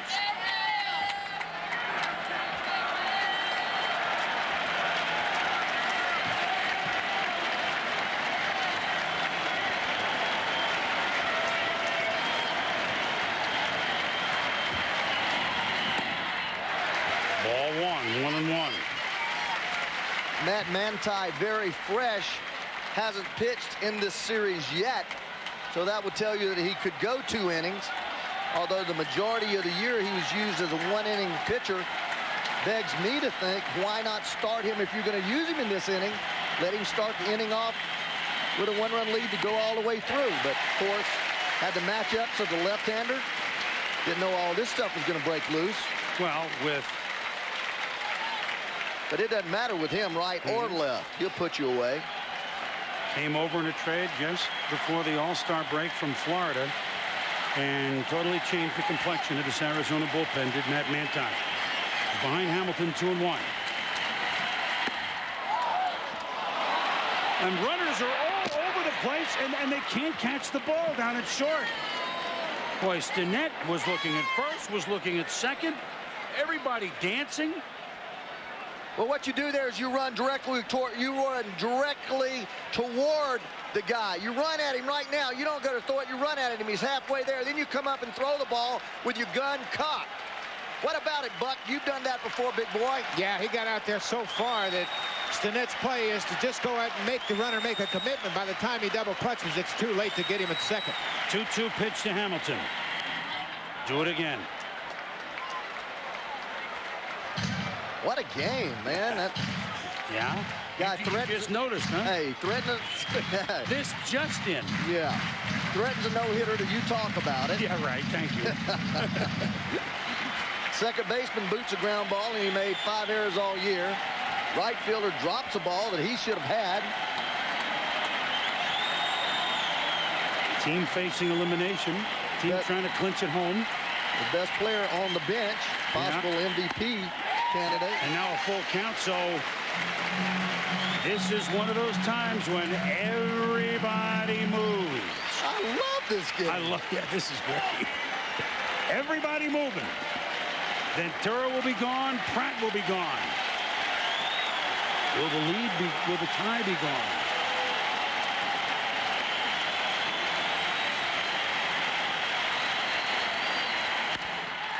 Oh, this is going to be trouble. Gonzalez.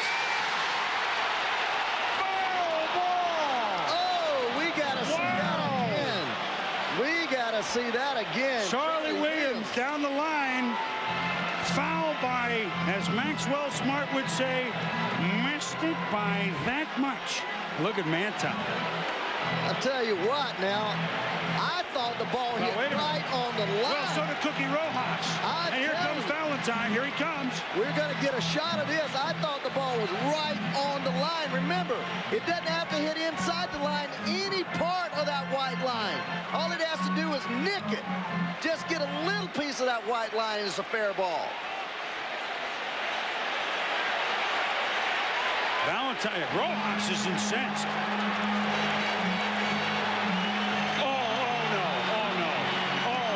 What's he doing? Well, he's gone. He just hit him. Well, I know that, but I'm telling you this is what happened. I've been thrown out of 2 games with Charlie Williams, and he gets right in your face and says a lot of things. With this type of intensity, it's a matter of baiting, and I hate to say it, and I don't want to see that. Any coach doing that. Cookie Rojas has been around a long time. This ball game means everything to everybody out there. He obviously, in his mind, knows that play was missed. We're going to see it a little bit later. But Charlie Williams has a tendency to talk to umpires strong. I mean, to managers strongly. He once threw me out of a game when I was running out across the mound at second base. I never got there, and he threw me out of the game. Now the rest rest of the umpiring crew just trying to restore order, and then maybe they'll get back to the argument, by the way. Well, you've known Cookie Rojas a long time. I've known him for 25 years. He is not one of these type of people. He is a fighter, a battler. He keeps his mouth shut. I've never seen him incensed like this. Well, here's our glimpse at it now.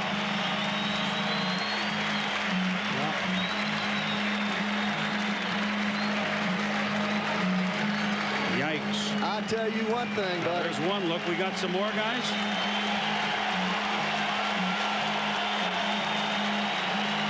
You know what? On that look, let's see. On that look, it looked. Hey, you know what? Show that one more time, and I think everybody saw it was foul. Show that one more time, Dougie. The last one is the one for sure. There it is. I don't know. I don't know. How do you know that white line is right there? All you got to do is nick it. All you got to do is nick it. I'm telling you. Well, that missed by less than inches, that's for sure. Oh, by the way, it's ball 4.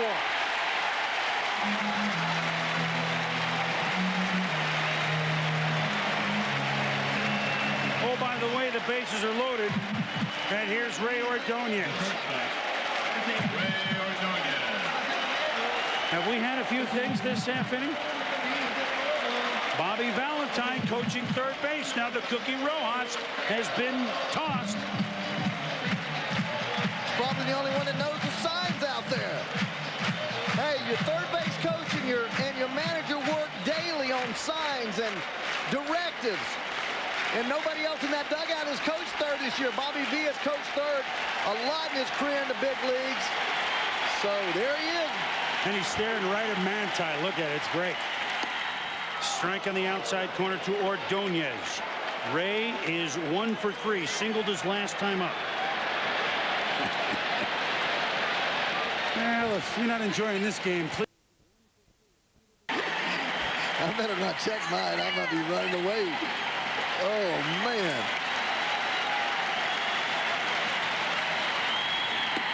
Strike 2. Manti ahead 0-2. Bobby has Matt Franco out on deck. Who is a fine games with late pinch hits this year. John Franco up in the pen again. And Matt Franco, John Franco may be coming in, but the issue right now is Ordonez. Fouled a good job because that was borderline strike 3, and he whacked at it and stayed alive.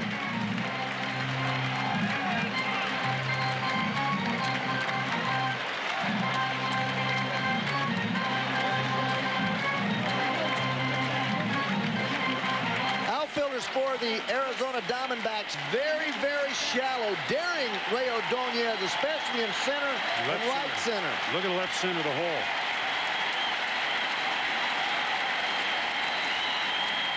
Fouled it back. Ventura back to third. Pratt back to second.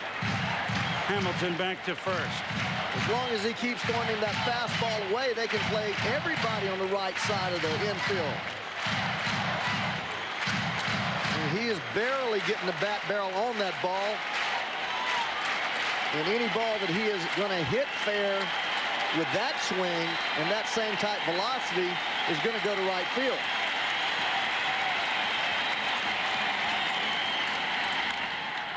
Ordonez staying alive.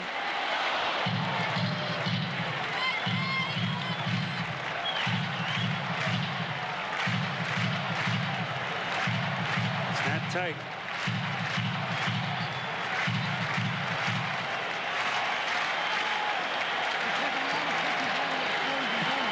This game is reminiscent of some of those in that Houston playoff in '86. One game where David Dykstra was the star. Strike 3. Manti has struck out Ordonez. The bases end up loaded. Everybody take a deep breath now. We're heading to the ninth. 3-3. That's better now. Okay. So you want another look, huh? I do. All right. Buck, you were down the left field line. Ray, you're here. Fans at home, Darrell Hamilton's bid at winning the game Called foul by Charlie Williams. Foul. The first baseman. It's foul. You're seeing the main part of the divot. Look at where it's black. Buck, you're down. Buck, I'm sitting. bail us out here. I'm sitting behind home plate, looking right down the third base line, and when the ball was hit live, I felt like it was foul. I think it is off the foul line. Charlie Williams has a pretty good position, and he had a good look at it, and to me, the ball was foul. Well, let me tell you one quick story. Playing third base, ground ball over the bag, bounces, hits the edge of the chalk line, right in front of the umpire. He calls it a foul ball. A point down, get ejected, because there was a little spot right on the edge of the foul line, and the center of the ball was a good 2 inches away, but that ball is 3.5 inches wide. From this angle, and Buck, you're down there, it looked like Charlie made the right call, albeit by a millimeter. Let me say something about the foul line. It's painted now. It used to be chalk, and that would have kicked up dust had it been chalk. That's a great point. Greg Colburn is facing Armando Benitez to lead off the 9th inning. Remember, Matt Williams out of the game. Manti certainly did his job. Let's see if the Diamondbacks win it or lose it before Williams would come to bat, or Lenny Harris makes a miscue at third. Keep that in the back of your head. Colburn gone, who was homered earlier, and he is gone 1 out of the 9th. Billy Pito, what do you have? All right, Chris, we have a developing situation here in the Astrodome over on ESPN. Look out, down 7-1, Ken Caminiti, 3rd home run of the series. 3-run shot. The Stros have added another, 7-5, and they're still batting in the bottom of the 8th. Who's in that game now? Obviously, Smoltz is gone. We'll get the update on who's in. These Maddox and Millwood in relief yesterday. So this would be Glavine? No, I'm only kidding. He pitched yesterday. But at any rate, the issue here is 3-3. Steve Finley, 1 for 3, singled in the 5th, 2 infield groundouts. 2 flamethrowers, Benitez and Manti pitching. And while I think we gave you a pretty good view down the line and the pictures and everything today, and while you're enjoying this game at home, foul back. We've assembled a pretty good team here at Shea Stadium, we think, and that's really our thanks to our producer, Jay Cutlow, who is not with us and is home recovering from serious stomach surgery. I know we're making him churn in the bed. We're thinking about him here, and hopefully the club that he's put together here has helped you all at home enjoy these games. A speedy recovery, and Jay enjoying the game like the rest of us. I want to make sure we got that in. It's not to say that Jeff Kibler isn't a good job in the chair here. Jeff Kibler's doing a wonderful job. We just missed the cutter, don't we? Yeah, we did. It's almost a schmutzrag day here. It's by the way that inning unfurled, I'll tell you that. 2-2 the count to Steve Finley with 1 out here in the 9th. Timeout. Finley, of course, member of the NL champ Padres last year. Would love to return again, representing another team in the NL West. To the series, that is. Finley had the 5 RBIs in game 2. Armando cranking it up. Yeah, he is. Yeah, he is.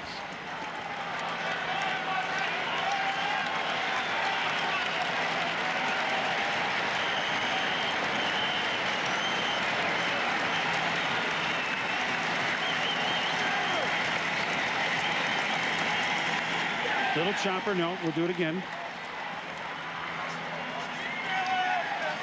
Well, of course, in case there is a 5th game, it'll be tomorrow evening on Fox, late afternoon on the West Coast. Randy Johnson will try and snap his 6-game postseason losing streak against Masato Yoshi.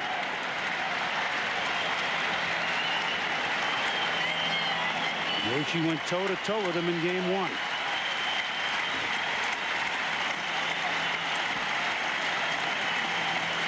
No travel day, just a flight this afternoon, game tomorrow night.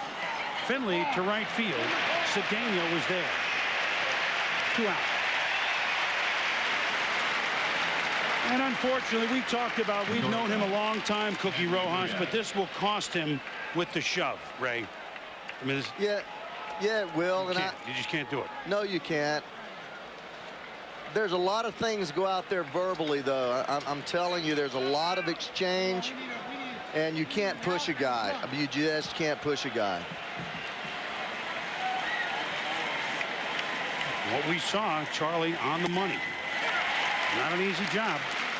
This is Hanley Frias, who went in the game at shortstop an inning ago, his first at bat, batting in Gilkey's spot, the 7-hole. Yeah, and another deal too, and I know I'm that way. When you know that you're right, and Charlie obviously felt that he was right, and our pitchers seemed to second that. You know, you're a little stronger when somebody comes at you and you know you're absolutely right. Yes. Good point, Ray. It's not going to change now. I still thought it would fail. I know what you thought. Well, it looks like the Astros have been retired in the 8th, so they go to the 9th now. A 7-5 game at the Dome, Atlanta leading, and the Met fans want to go to the 9th here with a chance for their club to bring home the bacon. 2 strikes. 2 balls, 2 strikes, 2 outs, bases clear. Frias the batter. Struck him out. Pair of strikeouts this inning for Armando Benitez. We head to the bottom of the 9th. Can the Mets move on to the NLCS? Back in New York, and a bottom of the 8th that's almost Rod Serling-esque. With 1 out on Alfonso at first base, with none out. Alfonso on with a walk. John Olerud fly ball to right. A long run, but certainly catchable. And Tony Womack boots it. Sac fly ties it. Darrell Hamilton almost wins it with a double, called just foul by Charlie Williams, resulting in the ejection of third base coach Cookie Rojas. And now in the bottom of the 9th inning, in the footsteps of some great left-hand pinch hitters that they have had here with the New York Mets. Le Grand Orange, Rusty Staub comes to mind. Ed Kranepool comes to mind. This is the latter-day Crane in orange. Matt Franco. Franco will bat against the fireballer, Matt Manti. Franco himself has had several big hits. A blue pit that he won against Houston in August for game-winning single. 2 runs in the 9th on his 2-run single on the game here in July 10th to beat the Yankees, just to mention a couple.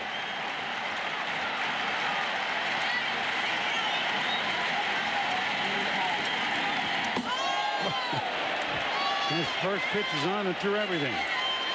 Bobby Valentine, in the heat of the moment, went to third base to coach that 8th inning, but Bobby now back in the dugout, and Bruce Eggs Benedict is the third base coach. Yikes.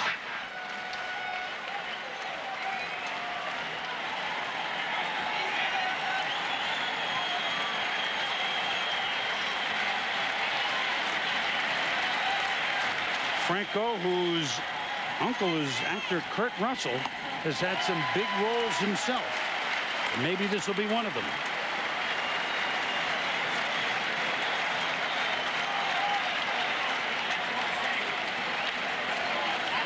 If there is celebration, we will keep it here. If there is tribulation, we won't.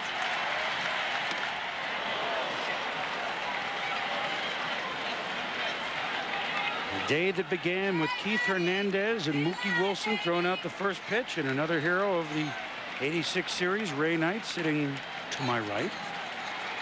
The Mets, the day that continued with Al Leiter, who's brilliant. Has now become a game they'll probably talk about for a while. Matt Williams done for the day. Hard to believe, Ray. Maybe for the season. Yep. Benny Agbayani drove in the Mets' second run, impressed in the cleanup spot. Cedeno has replaced him in the outfield. Womack struggled. We'll talk about him in a moment. This will be out of play. And a tough goal for Tony Womack. 2 hits, albeit kind of a gift hit from Alfonso, which turned out to be a key play, but the miscue on Olerud's fly ball. Well, Tony Womack played the first 6 innings of this game, first 7 innings at shortstop. Moved out to right field when they made the change with Hanley Frias at shortstop. Never got adjusted to the sun. Manti outside to Matt Franco, full count. Leadoff man, bottom of the ninth. And they have moved to the bottom of the ninth, apparently at the Astrodome in a 7-5 game. We'll keep you posted. John Rocker trying to close it for the Braves. Fouled it off. Who would have thought a week ago the Mets hoping to get in, and they're in a position, Ray, to get into the next round of the playoffs before the Yankees. Anything can happen, man. As we said, as long as 3 weeks ago, maybe even longer than that, there were no Patsies in the National League this year as far as the people that were in contention. Every ball club was solid. No clear, overpowering team or team that set itself apart. Ball 4. The winning run is aboard.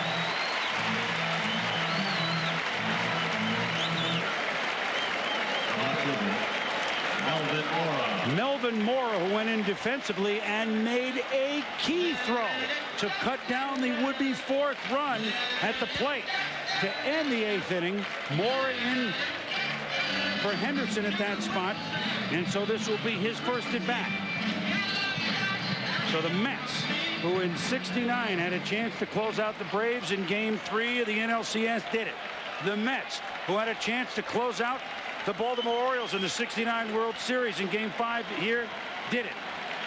Alfonso on deck. Would it only be fitting? Here's the bunt. A good one to second. Manti to first. The Mets closed out the Reds in the '73 NLCS in Game 5. And the Mets closed out the Red Sox in Game 7 of the World Series in '86. Can they do the same and make it 5 for 5? And who better to have at the plate, Ray, than Edgardo Alfonso? Yeah, and that's why it's so tough to pitch to these guys, because if you go get Edgardo, you got Olerud, as you have Sean Dunston going in the pinch run.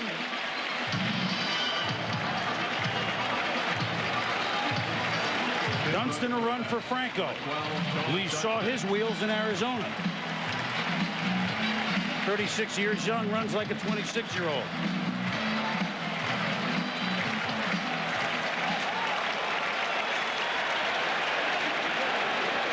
Alfonso, then Olerud. Alfonso was homered. And he scored the tying run in the 8th when he walked to lead off the inning. High and tight. Leadoff walk in the 8th. He scores the tying run. Leadoff walk in the 9th. Will that be the winning run?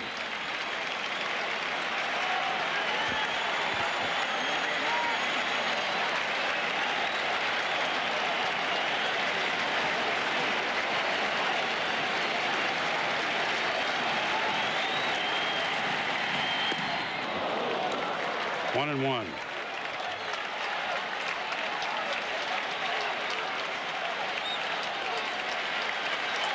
I told you before, that's Bruce Benedict now coaching third, the bench coach for Bobby Valentine. It'll be his decision whether on a single to wave Dunston home or hold him up. Well, I tell you right now, Sean Dunston, the way he runs, base hit, he's going to try to score it. Battling the sun is Frias, the new shortstop. 2 out.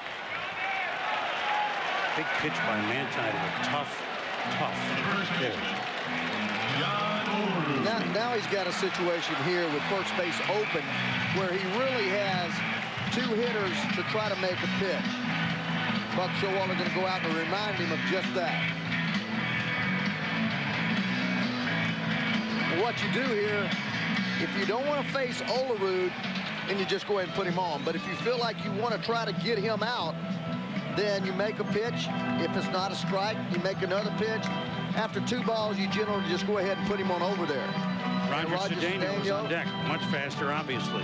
Yeah, but I would walk him with 2 outs. I'd walk Olerud in this situation. I know he can drive in some runs. 96 RBI on the year, 107 runs scored, hit .298 with 19 home runs. Well, normally the cleanup spot is Mike Piazza, but instead, Agbayani drove in the Mets' second run for a 2-1 lead in this slot, and Cedeno hit the sac fly in this slot to tie the game at 3. And it'll be Cedeno's attempt to send the Mets forward in the playoffs and send the Diamondbacks home.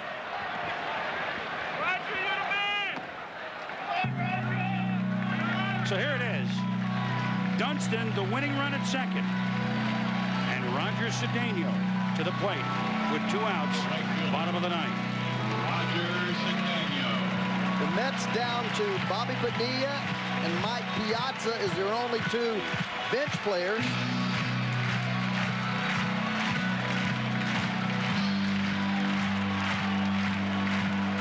You moving forward in your seat a little bit?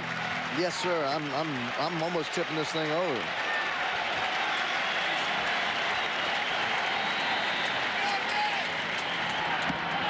Inside from Matt Manti.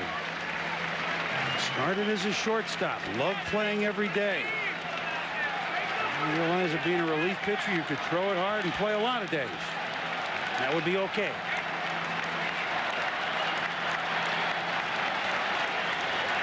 Don Dunston, the lead. Second base. Bell the flip to Frias, and we will go to extras. Matt Manti has stared disaster in the face, and he stared it down.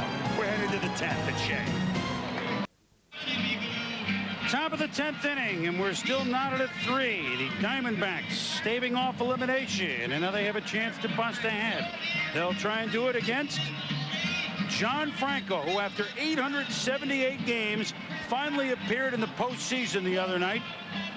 It means he doesn't pass Lindy McDaniel as the pitcher who appeared in the most games of ever hurling in the postseason.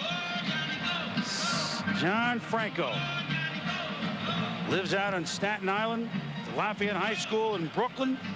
Went to St. John's, New York through and through, turned 39 on September the 17th, and in his 16th season has finally made it to the postseason. He was a Red when the Mets were good in '86 and '88, then was traded for Randy Myers before the Reds got good, and the Mets went south, Ray. Yeah, and he's a great competitor. Being here with this organization, had opportunities to leave, stayed here. Armando Benitez has taken that closing role away from him, but still a very valuable guy, always very upbeat. Throws that fastball that runs away, change up, a big looping curveball.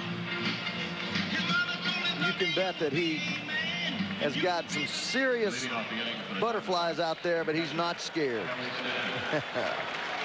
Matt Williams, remember, moved on a double switch. So we won't see him again this afternoon, not in the game. Kelly Stinnett, Lenny Harris in that double switch, and Tony Womack. Arizona 11-10 in extra inning games. The Mets 6-5.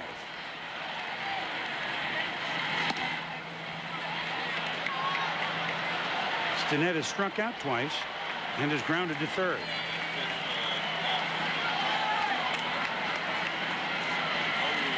Stinnett just 2 for 13 in this series. And after all the excitement, I mean, it's got it down quite a bit. Because the other team's hitting. When the Mets are hitting it, they go nuts. No, I understand. A little too much to take there for a while. It's great stuff. Great stuff. 2-1.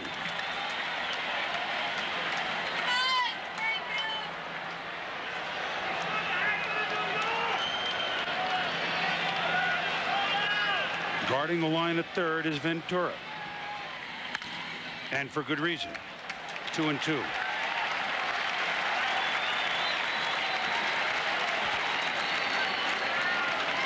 Looking in the Arizona pen, Ray, and there's no one. Hey, when he decided to take Matt Williams out, and that meant that he was going to have Manti in there for 3 innings, because if there was only going to be 2 innings, Manti would not have gotten up this past inning. So it's his game. Going with his best. Just missed outside. Count is full to Stinnett. Outfield very deep. Look at the left fielder there. Playing very deep. No double situation here. Bobby Valentine plays that especially with his outfield. First baseman off the line. Ventura shedding the line one step. Ripped and foul. Ventura, you're right. I mean, we pointed it out. He's not going to be too far away. He's going to be able to make any play that's in fair territory. Be able to knock the ball down over there and prevent a double. Sometimes it will be a ball that's hooking over the bag, and you have to really actually get out there in 3 or 4 feet of foul territory. But the whole idea there is make sure that you can get a 1 or 2 step dive and at least knock the ball down and keep it from going down in that corner.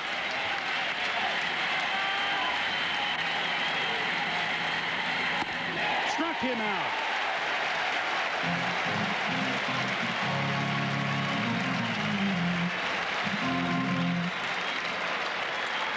Kirk Wendell up throwing in the Mets pen just in case. Although Franco's just begun and he blew this past him, Ray.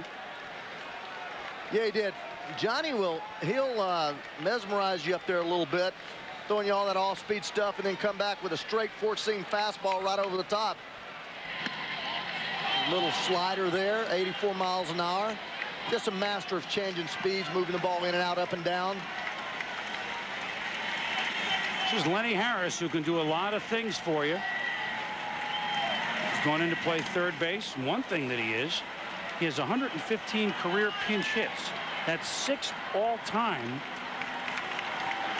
in Major League history. Manny Mota has the most with 150. Smokey Burgess, legendary, with 145. Greg Gross, $140. Jose Morales, 123. Jerry Lynch in the 60s, 116, and Harris, 115. It's pretty good. Lenny's got a chance to get way on up there. He had 26 pinch hits this year, was second all-time to John Vanderwall's 28, which he had in 95 in Colorado. So you're talking about, are you looking at probably premier or the premier left-handed pinch hitter in the league, he and Johnny Vanderwall. Little chopper. Oh, nice play by Franco. Oh, man. A basket play by John Franco. So Harris is gone. Are the Astros gone? Let's talk to Bill Pito. Billy, what do you have? All right, Chris. Ken Caminiti is the tying run. There's a man aboard. He homered earlier. He's got 3 home runs in this series. Facing John Rocker. Could it be? Well, no. Atlanta beats the Stros to advance to the NLCS for the 8th straight year. That's the last baseball game in the history of the Astrodome, the final. 7-5 Atlanta. A valiant comeback by the Stros, but, you know, I can't say I'm surprised that the Braves are in the NLCS. There's something about that team. Lots of things about that team. Who will join them?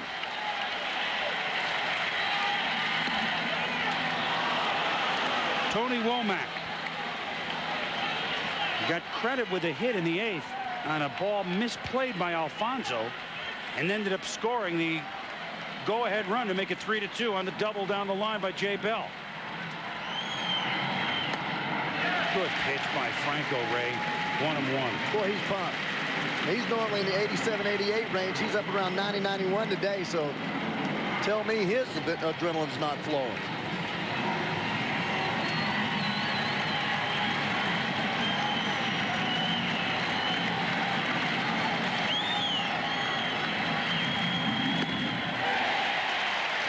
Strike 2. Crowd up.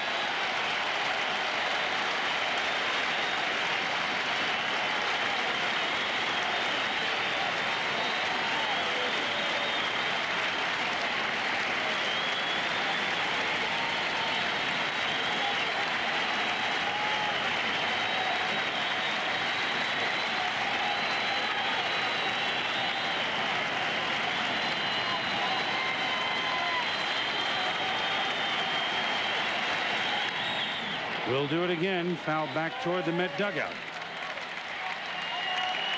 So Womack with that ruling of a base hit.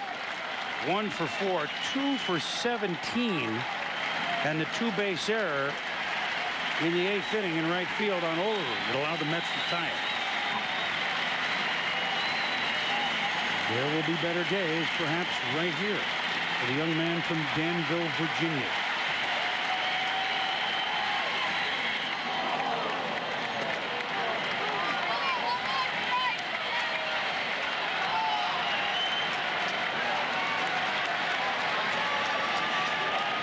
Bunch of twos on the board. 2 balls, 2 strikes, 2 outs.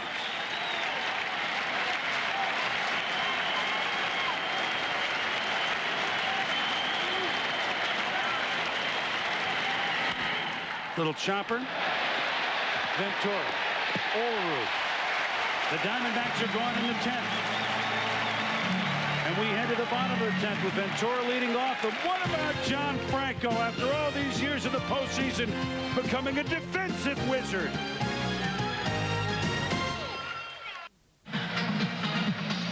Chris Berman, Ray Knight, Buck Martinez. Glad you could join us here as we've reached the bottom of the 10th at Shea Stadium. You gotta believe, say the fans, that the Mets in their first postseason in 11 years will win their first postseason series in 13 years. The Diamondbacks trying to stave off elimination.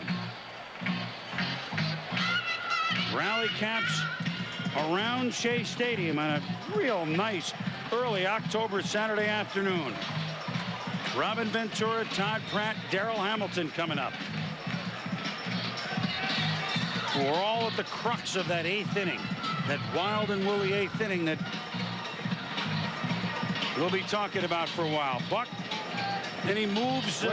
Chris, I'm down here in the dugout now. I moved down to the camera bay, and Mike Piazza's got his thumb so heavily wrapped. I don't see any way in the world he can pinch hit in this situation. So that's one bat that Buck Showalter doesn't have to worry about. There it is. Boy, it's almost like he's wearing a glove. Just hope it's all right for tomorrow. Doesn't look great from this angle. Thank you, Buck. Robin Ventura doubled in the 4th inning. Gets under this one. Going out is Bell. Womack makes the play. So 1 out in the 10th. Billy Pito.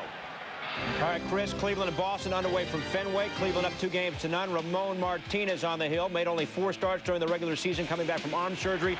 Looked good there. Manny Ramirez called strike 3. Zip, zip, bottom 1 right now from Fenway.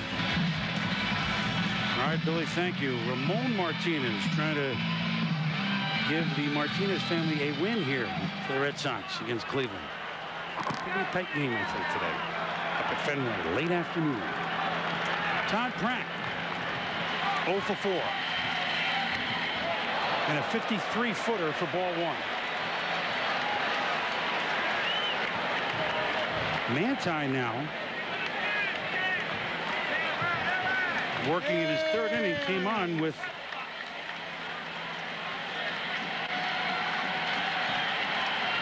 two outs in the 8th. So this will be as long as, oh, that's hit well to center field. Finley goes back.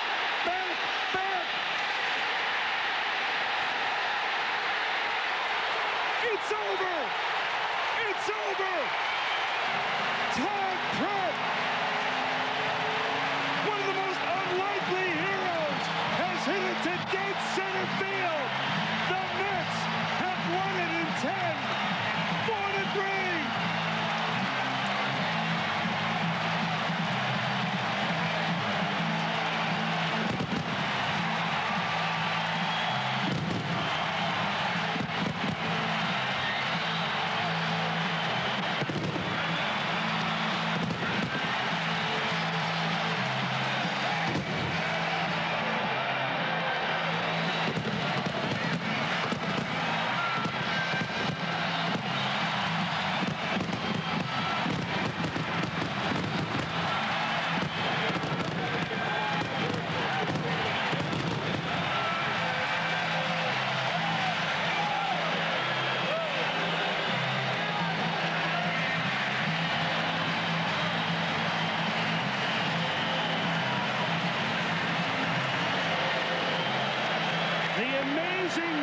The amazing 1999 New York Mets continues. 8 days ago, they have no way to get in the postseason. They win a playoff. They beat Randy Johnson. They lose Mike Piazza. Yet they win the 2 games here at home without Piazza. And the man who replaced him hits a home run in the 10th inning. And the man that waited so long to get in the postseason gets the win, John Franco. 30 years after the 69 amazing Mets spin their magic, here come the 99 Mets.